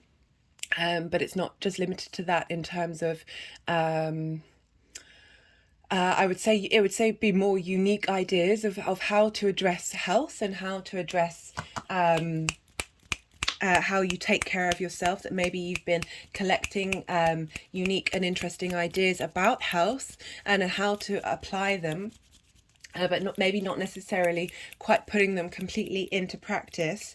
This is about being able to navigate that area of your life and do so in order to be able to transform, because when we go on journeys, we change perspectives, we change situations, and being able to move to a place where we've got the Page of Pentacles coming in, which is all about heralding in a new, I love this with the Taurian energy, this new material way of being, and this bringing in this very youthful energy, this lightness of this freedom to be able to manifest in the 3D world, and especially linked into, it could also be about making money, but not necessarily, as I said, it's not necessarily linked to your career, but just this freedom to be able to, having cleared up your health, of being able to bring in a bit more money. We also have the Star card for the final card, and this card is about hope. It's about the calm after the storm. It's about being able to get back to your authentic self. It's also a very healing card. It's implying that the work that has been done and the practices that you can put into place is going to help nourish your healing body and be able to restore a sense of hope, a sense of calm. This follows this Tower card of chaos, of things being pulled down. This is really allowing you, it's an Aquarian card as well, so you have that energy in your day-to-day, being able to establish those routines that you may need to do in the sixth, and bring about manifestation in that way of bringing in the heavens and the earth together, using that bigger perspective, sort of cool, as if, imagine the eagles flying, you get to understand the ecosystems and see that there's you're not just emotionally attached to what's going on in the present. And I see this in terms of being able to deal with your health and your routines, that you're bringing in that bigger perspective and really grounding it out in the earth and connecting to your body and what your body needs, and enable to find hope and restoration. Right, I'll just pull a card from the numerology deck to see what other message wants to come through, that's sort of, bringing everything together with Uranus going direct. I would recommend, if you, I don't know, I can't remember if I just said it, but as I said, we've got Uranus, it's got about 2 and a bit months before it hits that eclipse point. This is nice, a sense of adventure, a sense of play when it's linked into how you take care of your health. A sense of discovery. Perhaps there are going to be things that come about, new ideas. Maybe you don't have all of those swords yet, but new ideas coming through that you'll seek through adventure. That have a sense of adventure, the sense of novelty, the sense of exploring the unknown, and bringing about some really unique and interesting ways to take care of the body. I'll be really interested to hear from you, Sag, that bringing that wisdom and sharing with us what you've discovered. And it's very, I really like the Taurian energy linked to the sixth house. There's a fixity with Taurus, there's a stubbornness, there's a keeping on going down that path of getting there eventually. And because it's ruled by Venus, there's this real desire to engage with the senses and help connect to how you're feeling embodied in your body, and really connecting to what your body's telling you. I hope that helps, Sag, and be well until we meet again. Scorpio, how are you doing, Scorpio? So for those of you tuning in who have Scorpio in your first house, this is your rising sign where your ascendant is. This is your house. This is very much your embodiment of who you are. It's often how others people see you rather than necessarily your sun energy. And so as all the fixed signs, this is dealing with squares or oppositions or conjunctions with Uranus and Saturn and Venus in Aquarius. So you have Uranus going through your 7th house. This is so where the first house is the self house, the 7th house is the other house. This is opposing the self. This is this sense of understanding others, and that there are other beings out there. This is also the house of intimate relationships. This can be linked into romantic relationships that are more long term rather than the fun and play that comes out of the 5th house. This can be in a working environment where you work one-on-one with people.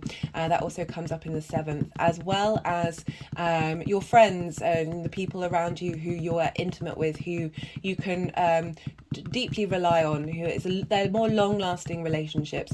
So you've had Uranus go through this for quite a few years now, sort of revolutionizing and flipping up and clearing the way of relationships that might not have been working, ways of thinking about how you deal with people on a one-to-one basis, helping create space and understanding of what you truly need, maybe clearing blockages, clearing people out of your life who didn't serve you at the time.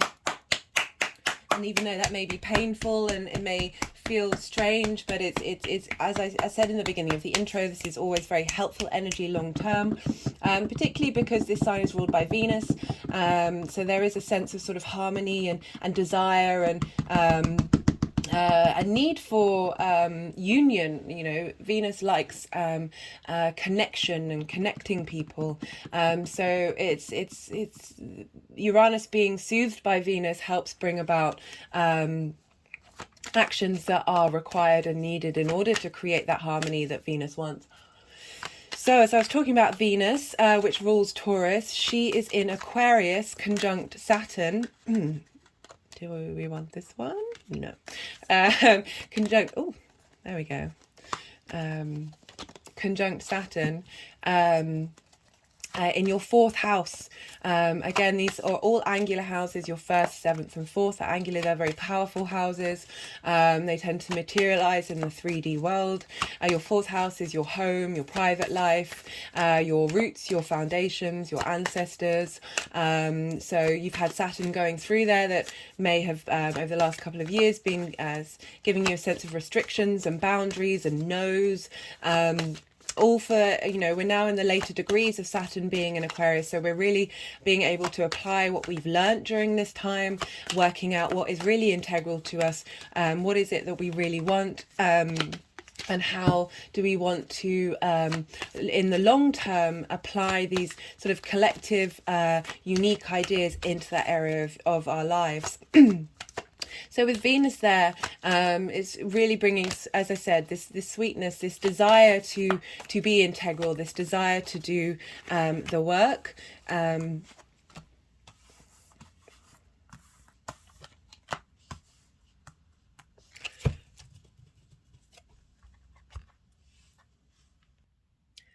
So we have the Devil card. So this, I feel, is linked into the 7th house, opposite your 1st house, that people you are in close partnership or friendship or relationships with maybe have been highlighting your shadow areas, because this is opposing your 1st house, helping trigger you and be a mirror to that which needs to be integrated. I appreciate the devil energy, everything in moderation, including moderation. But I feel because it's been in reverse for a few readings, but this time it's come up upright, where I feel like this is the outside world triggering you into this shadow work, these unrepressed these repressed parts of who you are, and helping you understand that shadow part of you that you might not have been able to work through. And though, you know, with Uranus going through the 7th, it's unexpected changes. That's, you know, it could have been quite painful and quite frustrating and confusing. It's often confusing when others mirror back to us that which we need to look at within ourselves. But it feels like you've been doing the work during this time, because the next card is sort of it's a very dreamy card. It's very it's not emotional, but there's lots of choice, there's lots of ability to contemplate and to wonder and to dream. There's clouds here, so there's this sense of softness that's coming through, and in particular with the 7th house, it could be that there may be more opportunities coming up in that area of your life, whether that be romantic or creating new friends or engaging with people on a one-to-one basis. This is showing you that there's a space to dream, there's a space to contemplate. It's not necessarily about making decisions at this particular time, but like freeing up this, moving from this devil energy. If these two had been more combined, it's saying that you're delving into things that you shouldn't, because they're putting you in a state of illusion. But I feel because this is following this card, having moved through that devil energy, that and especially because we have the final card as the 3 of Wands, which is about dominion, that you're really able to have a sense of freedom and space, especially with this link into Saturn and the energies going through your 4th house, that has helped clear out this weight, this heaviness, and really bringing you into a space of lightness. And as I said, we've got the 3 of Wands, which is dominion. That's having done the groundwork, having made the plans. You're now watching your ships go out on an adventure to bring back a wealth of resources that but I like that you've got such a strong card following this very soft and illusionary card. So this is really saying that moving through this process and enjoying this process, maybe it's been that in your 7th house you've felt restricted, you felt dominated, you felt chained up, that Uranus is clearing that space out for you to feel freer. And that when we feel when we're open to the abundance of the universe, more opportunities can come through for us to reap the rewards of, and the ones are passionate, the ones create drive and motivation and creativity that but as I said, 3s are a very powerful card. They help us show a sense of mastery of where we are in that area of our lives, and being able to allow your ships to go out and explore what's out there and interact with other people.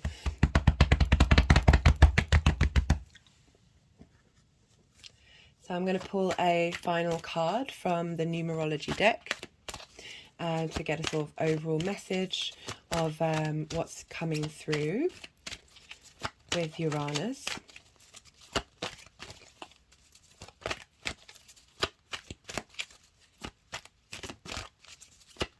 Yeah, no, I'm really enjoying that 3 of Wands for you, Scorpio. You know, we've had eclipses in your 1st house and eclipses in your 7th. Well, that's lovely for the 7th house. So we've got spiritual partnership. You know, this could be, as I said, intimate relations, either on a romantic level, a business level, or a friendship level. And even with your sense of self, when we're aware of the other, we're able to then feed that back into ourselves and realize we are just a reflection of everything around us. And through that othering, we are able to have more connection to who we are. And I feel like this could come up for in any number of ways. It's wanting to go over the Seven of Cups, which is implying that, you know, connecting to the fact that it could facilitate into many different avenues. But yeah, really enjoying this spread. And as I said, particularly with this Three of Wands, because it also represents inner balance. Having gone through that stuck devil energy, that Uranus is cleared of being able to understand yourself better through your intimate relationships. That balance is helping you be sure you know, the figure is standing on earth, being very grounded. That Taurian energy of where you want to head, and the importance and the fact that spiritual partnerships has come up is really lovely. I'm just going to hold the cards up for you, so you get an understanding. You get the energy come through of all of these cards. I hope that helps, Scorpio, and be well until we meet again. Libra, how are you doing, Libra? So this transit is happening. Oh, no, sorry, forgot to do my introduction. So those of you who have Libra in the first house, this is your rising sign. This is where your ascendant is. This is your house. This is the house of self. And so the astrology will be matching the house placements for those of you who have Libra rising. For those of you tuning in who have Libra placements, whether that be any planetary body, asteroid or astrological point, and those of you who have nothing in Libra but just want to channel into the energies that are coming through from my own personal experience and that of others, the messages and information that comes through can still really resonate and bring some clarity and understanding of the energies at play. So I'll begin with saying that Libra, you have this Uranian transit happening in your 8th house. 8th house is a resource house. It's the house of the outside world's resources. Can also be the house where through your 7th house relationships, whether that be romantic, business or friendship, it's their resources. It's how you intermingle with the outside world. It can also be linked into inheritance. I also see it being linked into not just 3D inheritance but cosmic inheritance. It can be linked into say getting a mortgage or getting a car loan or things like that, where you're having energetic transfer with the outside world in terms of give and receive. That can be physical, energy or time. It's also the house of death, but as this happens only once in a lifetime, it's not necessarily the priority of the 8th house. But it can also represent transformation. So you've had Uranus going through here, shaking up how you interact with the outside world, and what resources, what exchange is happening between both yourself and, as I said, the big outside world.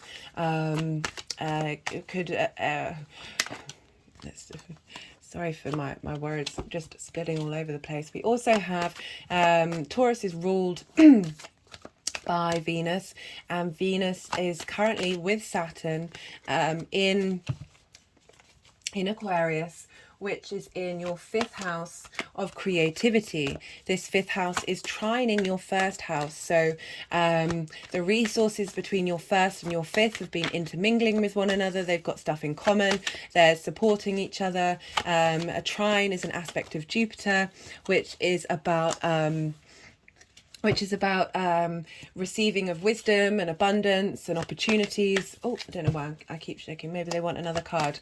Okay, Libra, you're getting another card. And so even though Saturn's been going through your 5th and helping you reevaluate your sense of of what you really care about when it comes to creation energy. This is your place of fun. It might have felt that you've had restrictions in that ability to have fun, but it's really helping you take a long, hard look at what is amusement and how do you feel about it. Also, how you create in the world. Okay, let's see. And that's squaring the 8th house. So let's see what's coming through, if they want to be in that order. Right, so we've got the 5 of Wands. Let me pull them a bit further down so you can see them properly. I will pick them up, don't worry. We've got the 5 of Wands. There's a sense of competition, a bit of you may be fighting for space, fighting for resources, feeling unsteady. It's a bit of a madhouse. It's a bit chaotic out there in the outside world. Uranus might have been bringing about this restlessness, this frustration of, they don't really know what they're fighting about. It can be just for fun, but there's kind of a futility in the battle that's happening. That there's lots of different ideas, not necessarily ideas, but motivations going on that are all in conflict to each other. No one's really getting anywhere with this energy. But then what's coming through for when Uranus goes direct is the Queen of Swords. So Libra, you are an air energy. So the Queen of Swords is about she's gone through some stuff, right? She's gone through some stuff. This isn't necessarily fun energy. It can be, but I'm not picking that up. But she's gone through some trials and tribulations. If you notice, her head is above the clouds. She's moved through those troubled times, and she's now through that wisdom and through that difficulty. She's really centered in what it is that she wants and the ideas that she has and what she wants to put out there. There's a logic, there's a pragmatism to this energy that's very supportive. We also have the Knight of Pentacles and the 9 of Pentacles. So the Knight of Pentacles is about being able to stand up for the material things in your life. I feel linked with the 8th. This is about things coming in for your benefit from the outside world, resources being now available that are helping support you, because the final card, you got 4 cards, Libra. The final card is the 9 of Pentacles. This is all about a figure who's made the right decisions, and she's now able to hang out in her pad. She's able to sort of just enjoy what she's been able to create.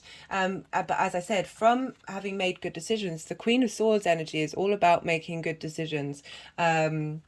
And being able to sort of harness that creation energy that you've got in the 5th house that is going to help facilitate what resources may come through from the outside world. It may be that they are used to bring about something of your own creation. But this is a great card to end on. This is a very positive card. She's now got the time to be able to enjoy that which she's created, that which she's established. And I'm really enjoying this energy for you, Libra. She's just sort of, it's a very grounded energy, and perhaps there's some abundance coming through from the 8th house to help facilitate who you are and where you're headed. So I'm just going to pull an overall card for you. But I'm really enjoying the fact that you're clearing this 5 of Wands, this sort of fictitious. I mean, it's not financial discipline. Maybe Libra, have you been spending too much money? As I said, it's also linked to loans and debt in the 8th house. Whether you've been in that situation and you're now able to come out of it, maybe this is what this is about, of having to pay lots of different people and not necessarily seeming to get anywhere. The cards that follow really imply that this is helping bring about a change that's bringing in financial discipline for you to then be in this space. I'm really liking this for you, Libra. I hope this helps, and be well until we meet again. Virgo, how are you doing, Virgo? So those of you tuning in who have Virgo in the first house, this is your rising sign. This is where your ascendant is. The astrology that I'll be talking about is linked in particular to those of you with Virgo in the first house. Those of you who have Virgo placements, whether that's a planetary body, an asteroid, or an astrological point, and those of you who may not have anything in the sign of Virgo but just want to tap into the Virgo energy, we obviously have all the signs in our natal chart and they are all available to us, and it's about integrating those things. So I really do recommend checking out different signs in order to sort of bring in that energy into your life.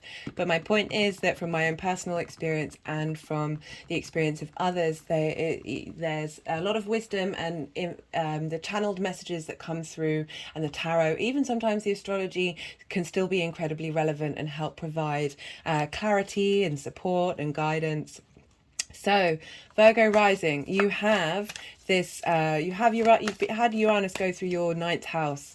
The ninth house is the house of big picture philosophies, how you map out the world, the universe, your place in it. It's about, it can be about long distance travel, but this is more about sort of going somewhere for a long period of time and immersing yourself in a culture that, or an experience that you are not familiar with, in order to widen your perspective, and bring about a new sense of understanding of the greater whole, the big pictures. And the more we understand and interact with other things, the more we see the common threads between everything, and the minutiae become big, as you know, as I just said, big picture perspectives. It's also linked into higher education. This is a sense of really delving into an area and mastering that particular area, and then being able to bring about that wisdom and bring it down to others. And so we with Uranus going through this house, this is really shaking up the status quo, and how you see the world. This is it's revolutionizing what it is that how your philosophies. It was also the house of the god, whereas the third house is the house of the goddess. So it's also it's very much linked into priests in traditional astrology and sort of more traditional religions. But this is spirituality, philosophies, whether you believe in God, the universe, or just a sense of personal morality. These are all at play here with Uranus going through here, like shaking things up to help you understand what you truly want to embody, and what helps give your body motivation to exist and bring about a sense of harmony. It's ruled by Venus, so we have Venus with Saturn in Aquarius in your sixth house. This is the house of daily habits. I've just noticed sometimes when I've been doing the readings, if a card's not coming out for a period of time, it's usually because the energies want to do some energetic work. I'm just always very conscious that visually seeing the cards is you want to get to where the cards are coming rather than watching me do my thing. But the energies aren't really bothered by that, I'm afraid. Something I've had to come to terms with. Where was I? So we've had Saturn go through your sixth house for the last couple of years, squaring your philosophies, really helping sort of, Uranus may have wanted to jump forward, and Saturn's been pulling it back and going, hey, no, let's think really long term. Let's really establish some foundations before completely flipping everything on its head. What works for you? What doesn't?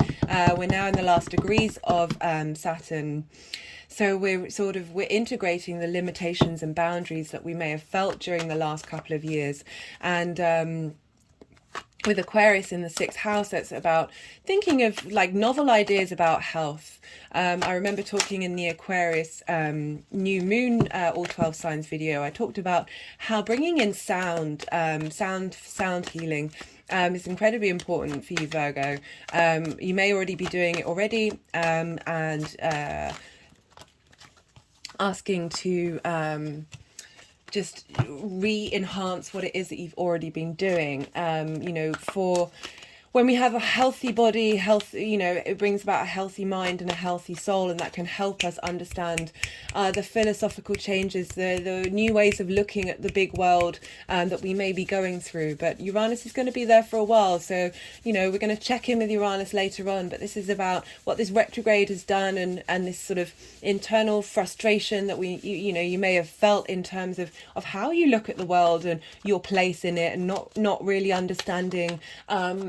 Just got an energetic release there. Not really understanding, being able to connect in that way, like, and be able to find that place of integration, of that map making, with Uranus just bulldozing your map. But it's all for the higher good, and it's all for your long-term gains. And that's nice. Make love, not war. If only that were the case for everyone with ninth house placements. That would be lovely. Not to put my own stance on it. I know war can have its benefits. It certainly, but aren't we done with that now? Aren't we a bit bored of that now? Where was I? I was talking about, so we've got Uranus for a while, asking to really, in this period between now and the sort of the 3rd of April, when we'll hit that eclipse point, asking you to sort of really focus on what's authentically you. So you've got 4 cards, Virgo. Okay. So we've got strength. This is about bringing together our instinctive passions, our instinctive responses, our automative responses, linking it into more cognitive thought. I love, this is a Leo card. There's you see the big sun. It's actually in this deck, it's a sunflower in the background. This is about being able to find courage and strength in the moment. It's not necessarily a card of enacting action, but having overcome a situation and being able to have the strength to carry on. It may be that then there's with Uranus going through your 9th, that losing faith in something, and trying to, but it appears that you've been being able to manage that and work with that energy, but it's not a completion energy. And so we have the 6 of Pentacles. I often link this card into Saturn, or certainly energies that have a sense of authority. This is about the act of giving and receiving, but receiving from a sort of higher power, and being able to take what is being given.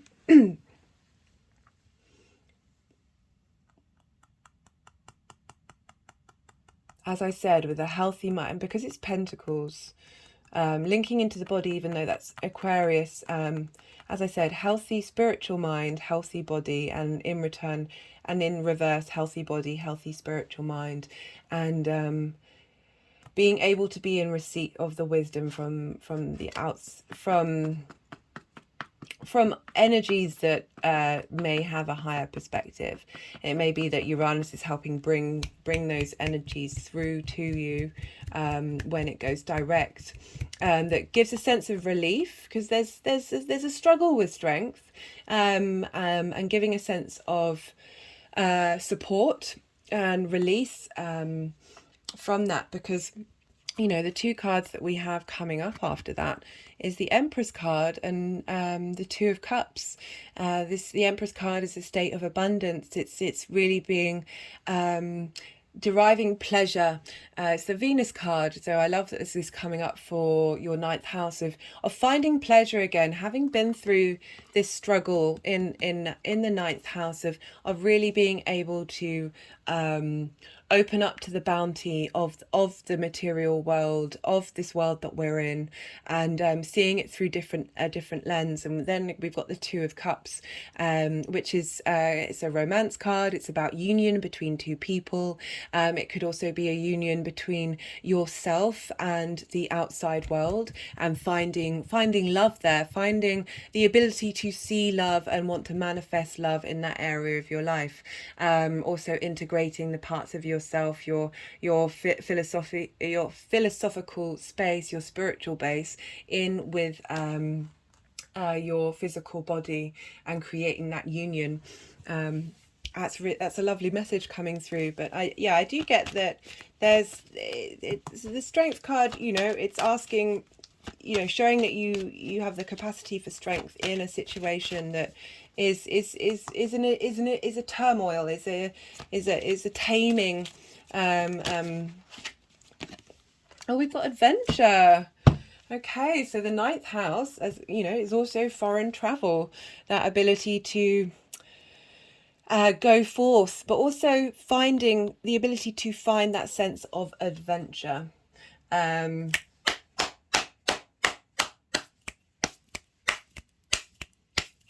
This is kind of making me think when Saturn goes into Pisces, it's moving into your 7th house.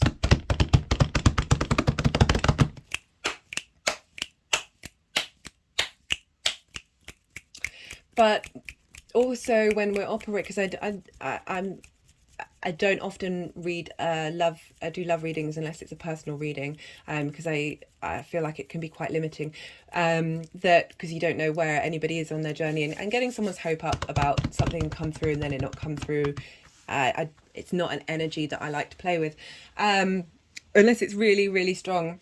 But we're not dealing with your 7th house right now. We are talking, but this could be long term, because Saturn is moving in on the 3rd of March. But this finding adventure with love. Okay, just got an energetic release from that. That when we operate from a heart space, when we move past this sense of struggle and move into this Empress space, this ability to give and receive, that we are.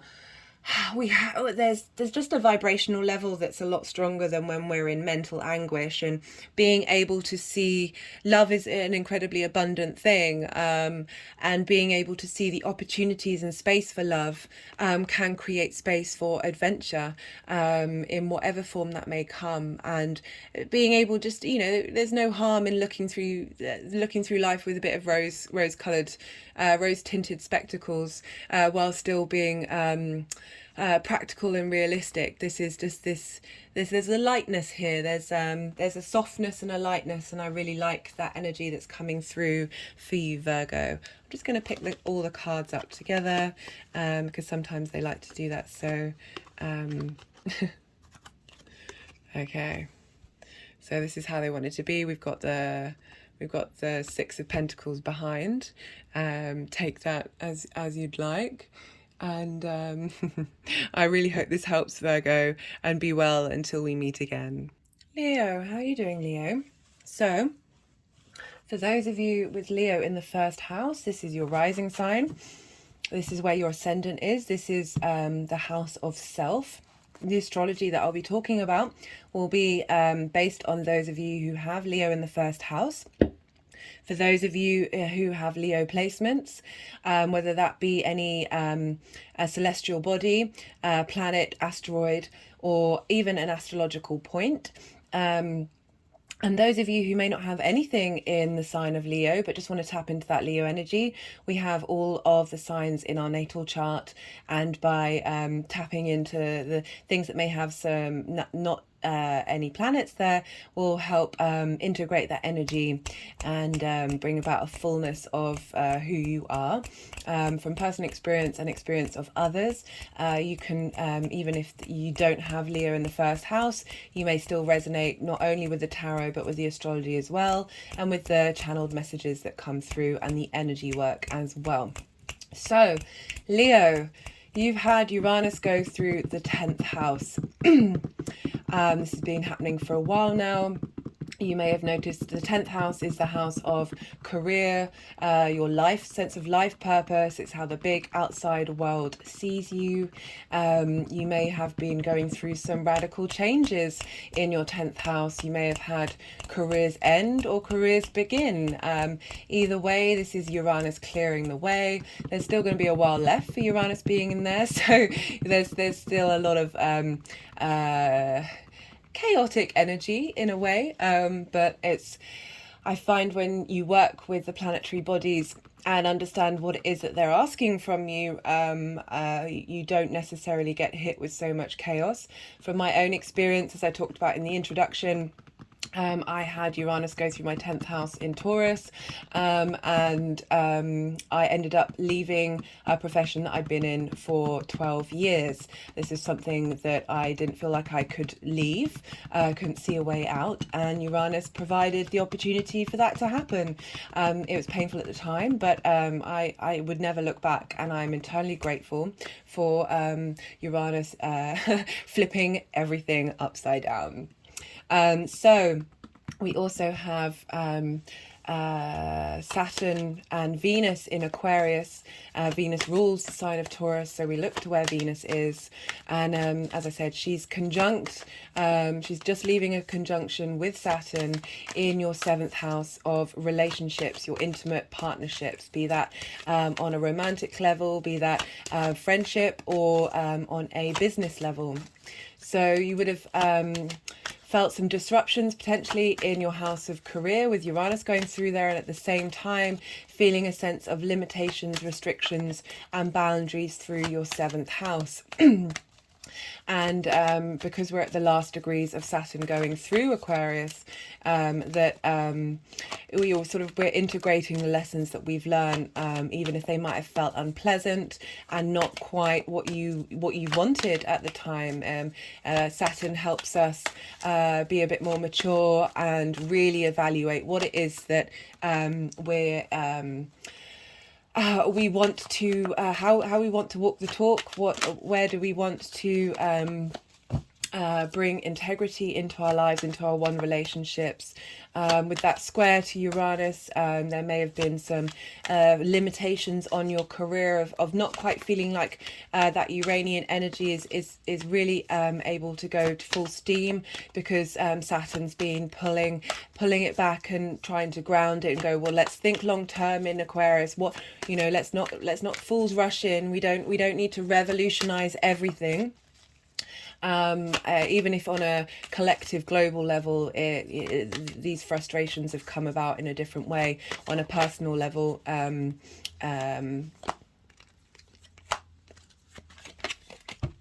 I'm just making sure that the right cards are coming through.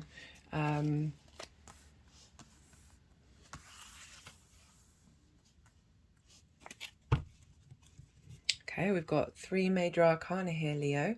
Let me just finish what I was saying. Because we've got Venus moving through Aquarius now, she's really softening and bringing that desire to really connect on an integral level. She's really warming up Saturn and our desire to work with Saturn during this time. And helping, through our one-to-one relationships, regardless of whether it's connected to work, but the people that we are intimate with, we need, it's beneficial for those to be in harmony with where we're headed and what we're doing, and feel supported, as well as to be able to give that support back. That whatever's been clearing out has been for the benefit of your sense of purpose in life, it's having connections again. A Saturn-based sign. Takes a while to warm up. It takes a while to mature and to reap the benefits, reap what you've sown, and have that sense of levity that follows that movement. So we have the Knight of Swords. This feels like feels like a lot of ideas rushing in. The Knight of Swords is compared to the other knights is very fast moving. These ideas are very quick and can be very quick to debate, to conflict.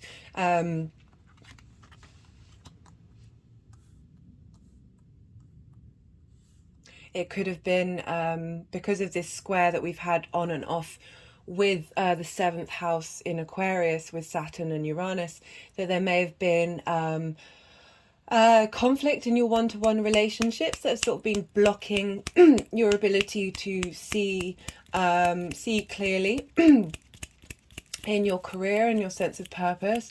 Also that you may have been contemplating lots of different ideas and lots of going on lots of adventures and debating lots of ideas and things in the 10th house, with Uranus sort of creating that space for you to be able to hold space for lots of different ideas. I can see that rolling both ways. But then we have the Fool card covering it, about having gone on a new adventure. That ability to hold space for lots of different...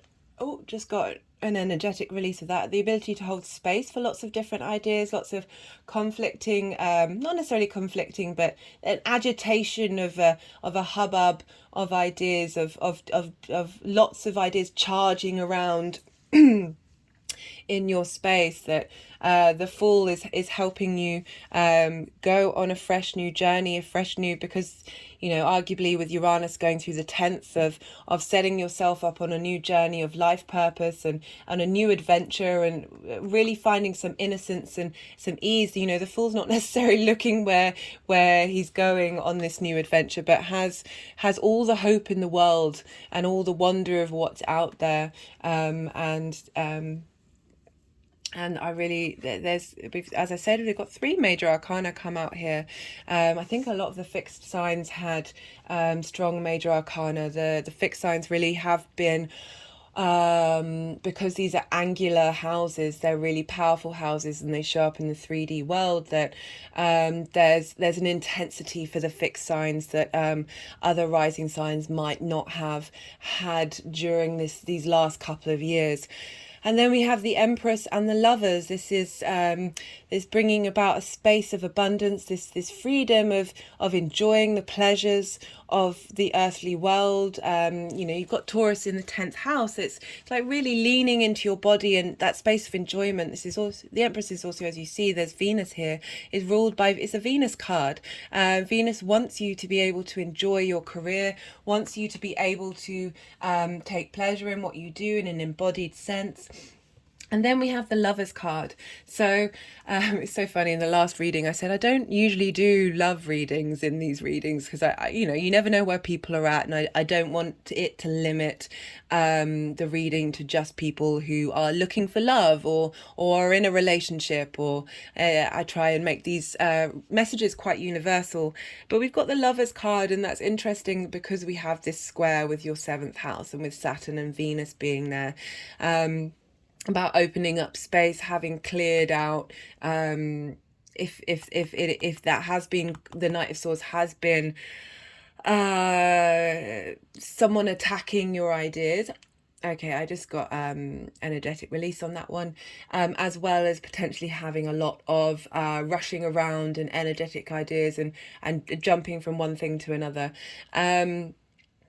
That having cleared out that energy and now moving into the Fool space, this new journey of opening up, and especially with this this sense of abundance, as this also could be linked to your career, about bringing energetic release, abundance into your career and in the material world, having maybe gone through and trying to defend you. Maybe you've been defending your ideas of where you want to be headed with that Knight of Swords, and there's been some friction and conflict with not only your internal monologue but the outside world. That these cards coming up are showing you moving on a new journey. There's this real sense of as I said, I keep saying abundance. She is the great mother. She is providing that sense of pleasure and joy in life, and being comfortable and being able to do it.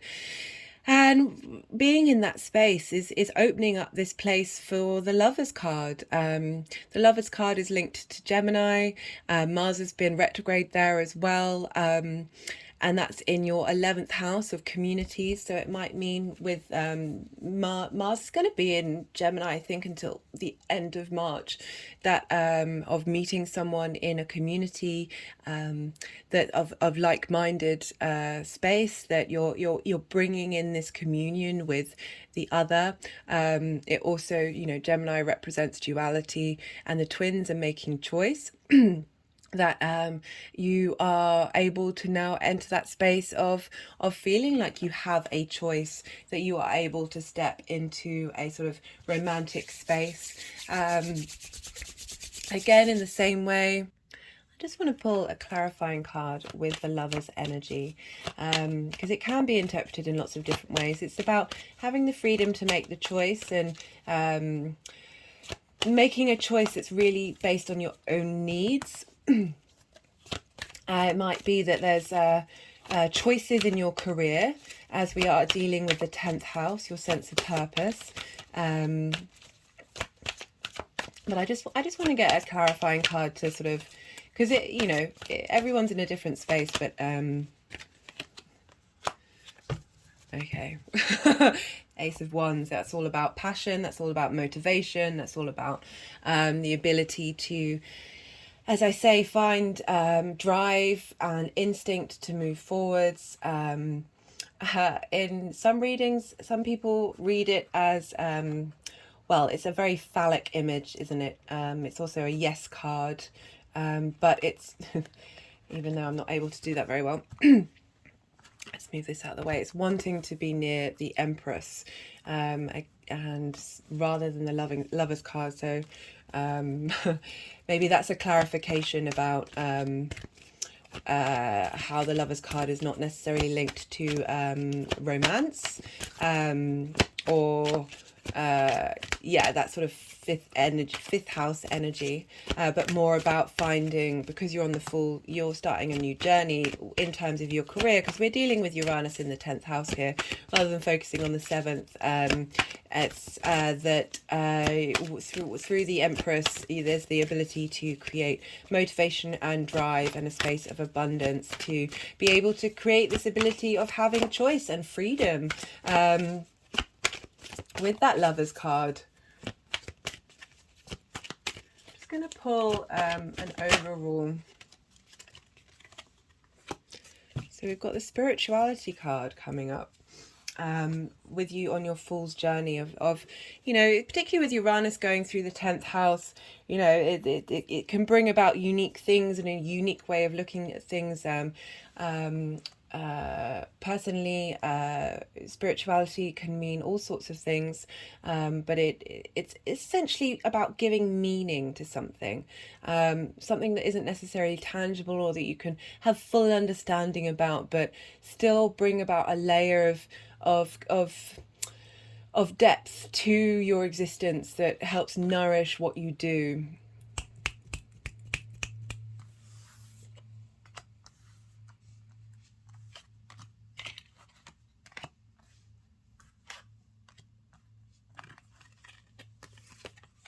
Sorry, I'm just going quiet to see what order we have here.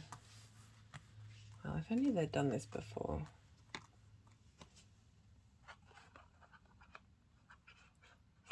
Okay.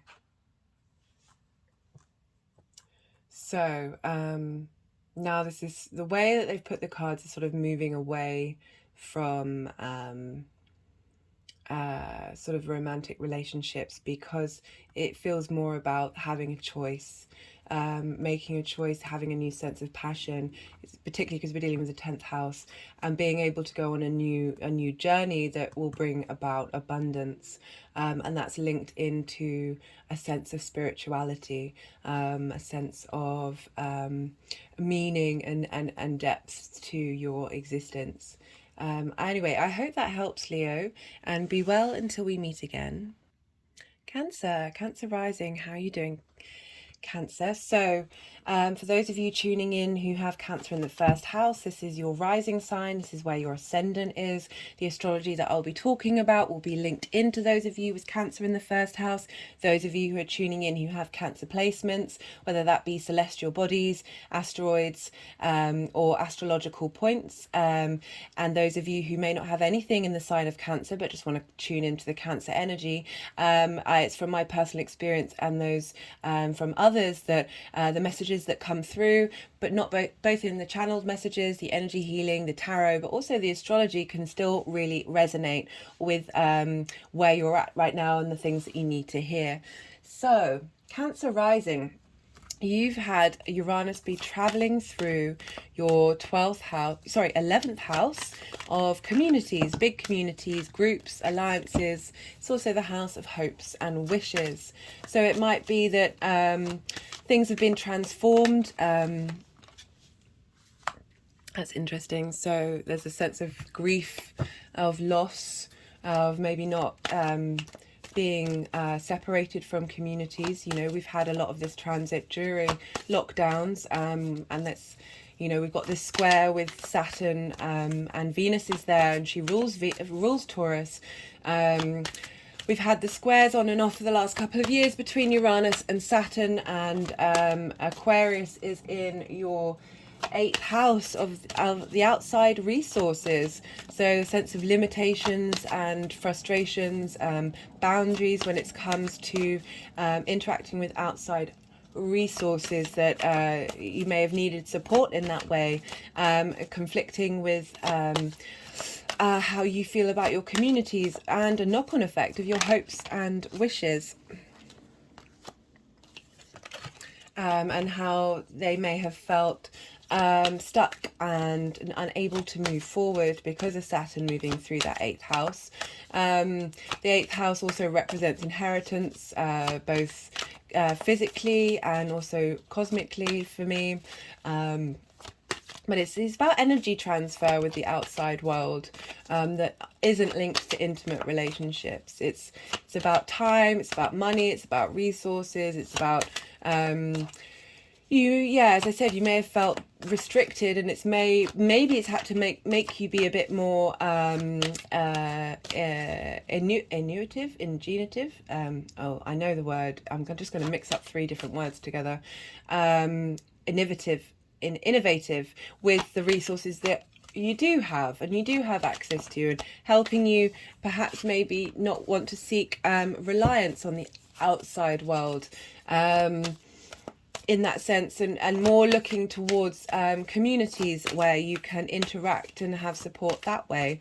And where we have Uranus trining your sense of self. So sorry, not trining, sextiling. So the 11th house sextiles the first house. Sextile is an aspect of Venus. This is about bringing harmony and pleasure and connecting other people, this sense of devotion, but in particular connecting people, especially with the 11th to the 1st, that it's helping you reevaluate your sense of self and how you see yourself in communities, helping you reevaluate what your hopes and wishes are. Okay, they don't seem to want me to shuffle anymore, so I'm wondering, I kind of feel like we got a similar card. Did we get the 4 of Swords in reverse for you? So I have just done an Aquarius New Moon, all 12 signs, and I think that card might have come through. Anyway, with Cancer, there's this sense of grief. So you see this figure, traditionally in the Rider-Waite, the cloak is black, representing mourning, representing grief. The figure is looking to the 3 cups that have fallen over, that which has been lost, and but is unable or not willing to turn around and see the 2 cups that are full. And this card represents this need to not only process that grief, but to be able to move. Like, grief, I don't think it ever goes away. It comes about in different forms, and acknowledging that this too shall pass. This particular stage of grief shall pass, and at some point you're going to be able to move forward and turn around and see that there are still things in your life that are of value. There are still things that you can hold space for and have gratitude for, that don't diminish the grief that you may have felt. This may be coming up because of the restrictions with the outside world, because of not necessarily getting the support that you thought that you've needed, or this might be a death that's happened. The eighth house is also linked into death. And this is a card of grief, so I can't ignore that particular message. But linking back into Uranus in Taurus, which is in your 11th house, about, again, that separation from communities and separation from how you can hope and wish in the world. But the thing with the 5 is the ability to walk off and over the bridge into a new space of land. And I like that we've got the Ace of Swords and the 4 of Swords in the reverse. So the Ace of Swords is all about new ideas coming through, a new lease of life when it comes to your mental capacity, a new ability to think clearly, to start on a new adventure. I just feel this can be quite, even though Uranus is in Taurus, new ideas coming through, being able to be there's lots of innovation with Uranus. There's lots of there's the stereotype of the mad scientist coming through. So I like this sword coming through to help, like, give unconventional ideas that are going to help you get back into the community and out into the world and out of this grief space.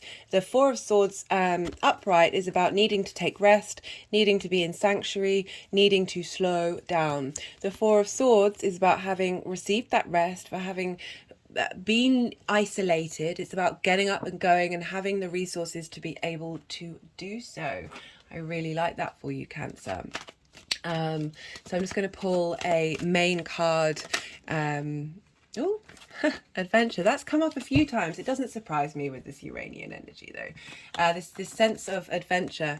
We've got the Ace of Swords, being able to find play, being able to go on a mental adventure that will facilitate the outside world and your movements in it. And how you operate, and what new idea can you bring to the community?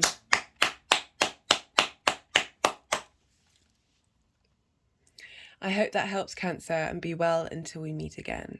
Gemini, how are you doing, Gemini? For all of you tuning in who have Gemini in the 1st house, this is your rising sign. This is where your ascendant is. This is traditionally the house of self. Those of you who have Gemini placements, whether that be celestial bodies, asteroids, or astrological points, those of you who may have nothing in the sign of Gemini but just want to tune into the Gemini energy, we have all of the signs in our natal chart, and it's a good experience to clock in with those energies that you may not have anything in there, and really help you integrate those energies. And the more that we do that, the more that we understand ourselves, and the more that we create space for the opportunities of the universe. I've found on personal experience and other people's experience that the messages that come through, both with the energy healing, the tarot that comes out, the channeled messages, and even the astrology, even though it's linked into Gemini risings, you can still receive the messages, the downloads, the clarity, the support that the energies are trying to give with the tarot cards that come out, and the messages in the astrology. Like, it can still apply. So Gemini, you have Uranus going through your 12th house. The 12th house is the hidden house. The 12th house is the house of mysteries. It's traditionally called the house of self-undoing. This is a problem-solving house, but it's solving the problems of the hidden concepts that make up who you are. This house, you may, on a personal level, connect very deeply to this house, but it may be a part of you that isn't revealed to others. It's a part that you keep hidden. This may also be a part of you that you struggle to connect to. It could be both of those things. We are vast contradictions. And 12th house transits can be incredibly transformational, particularly with Uranus going through that, is helping clear the way, bring up your unconscious spaces, and flip those on the head and maybe help reveal them.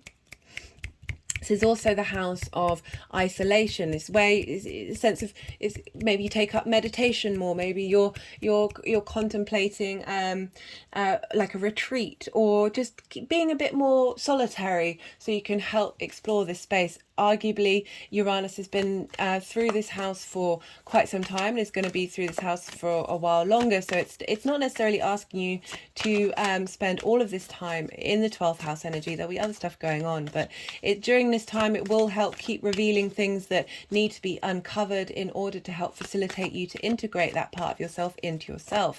The 12th house leads into the first, where you begin a new journey through that integration. It's also a place of grief and loss, but that can be linked into the grief we often have when we hold on to an idea of ourselves. And when we're exploring the 12th house, it's helping us unpack and unravel our unconscious, and bring about the bringing the hidden to light. It's also a house where I find a lot of occult or magical influence, or influences that aren't quite tangible and we can't confine to science, come about during 12th house placements.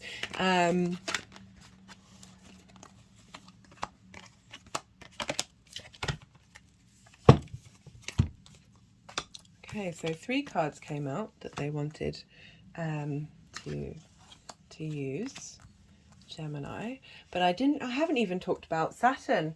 So Saturn and Venus rules your 12th house, have been moving through your 9th house. This is the house of big picture philosophies. This is the house of how you map out the world. It could involve long distance travel, where you immerse yourself in another country. This could also be about mastering a quality of yourself to be able to expand yourself, just essentially integrating different perspectives, and trying to work out what the big picture is, both for you, for the world, for the universe.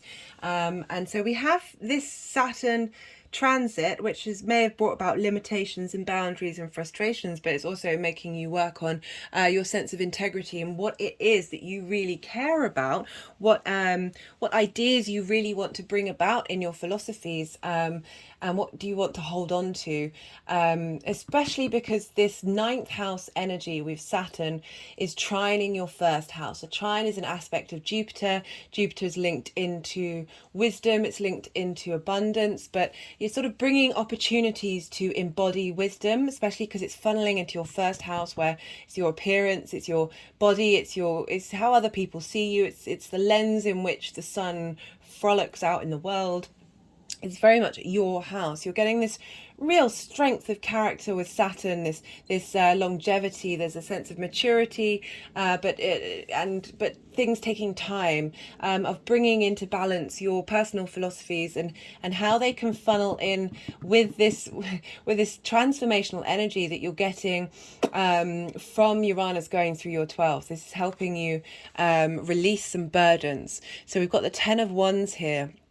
And I feel that this is perhaps you've been carrying too much stuff in your unconscious that you haven't looked at. You've been carrying not only your stuff, but other people's stuff. And you're exhausted. You're nearly home. Because the 10 of Wands represents a completion, an end of this space of being able to move forward, of being able to put down those wands and being able to breathe.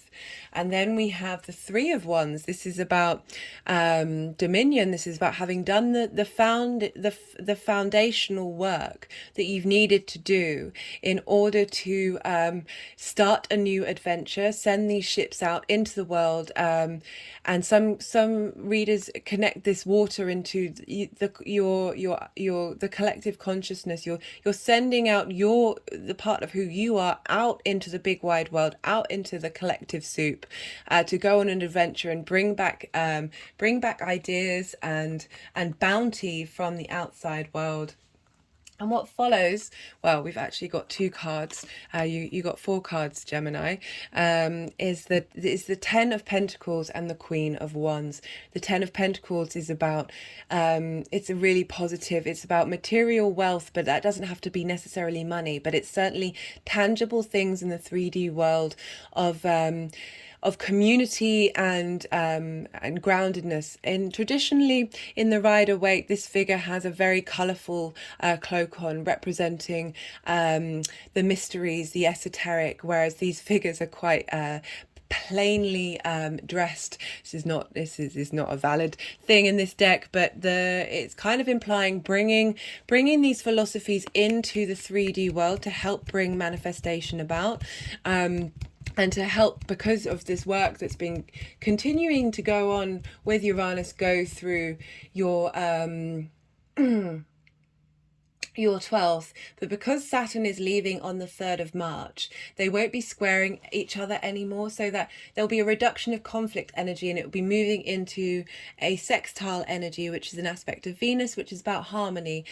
As I said, we've got Venus with Saturn in Aquarius, helping bring about a sense of connection, releasing these burdens that you've got, whether they're philosophical burdens that are tempered by what's going on in your 12th house, and that release in that 12th house of holding the weight of the world on your shoulders at the moment. With having Aquarius in your 9th house, Aquarius very much is the outsider looking in and wanting to change what's in, and seeing the future, and seeing a better way of bringing equality to everybody, and just feeling that the weight of the world is on their shoulders. This is Uranus and Saturn are both helping clear out that burden in order for you to feel more grounded, more able to focus on what you need to focus on, rather than taking the weight of the world on your shoulders. And the more that you do that, the more you're bringing in this state of abundance. And the Queen of Wands, which is fiery, passionate, energetic, courageous energy that's really feeding into both your 12th and your 9th house, and giving you that sense of self. That's really, there's a lot of wand energy, even though we're not dealing with a fire sign right now, but really helping navigate that motivation. Because with 12th house placements, transits, it can weaken your sense of it can be a troubling transit, but this is really showing that there's strength and drive and passion and material representation of what you consider to be wealth, coming about with this transit. We're going to clock in again with do we want this one? We've got the rebirth card. That's great. I love that on both a 12th house and a 9th house axis. They both feed into each other and help create space. We're moving from one 10 to another, one burden to abundance, and really being the bringing about this sense of, as I said, courage and passion that helps motivate not only yourself but the people around you. I really hope that helps, Gemini. Be well until we meet again.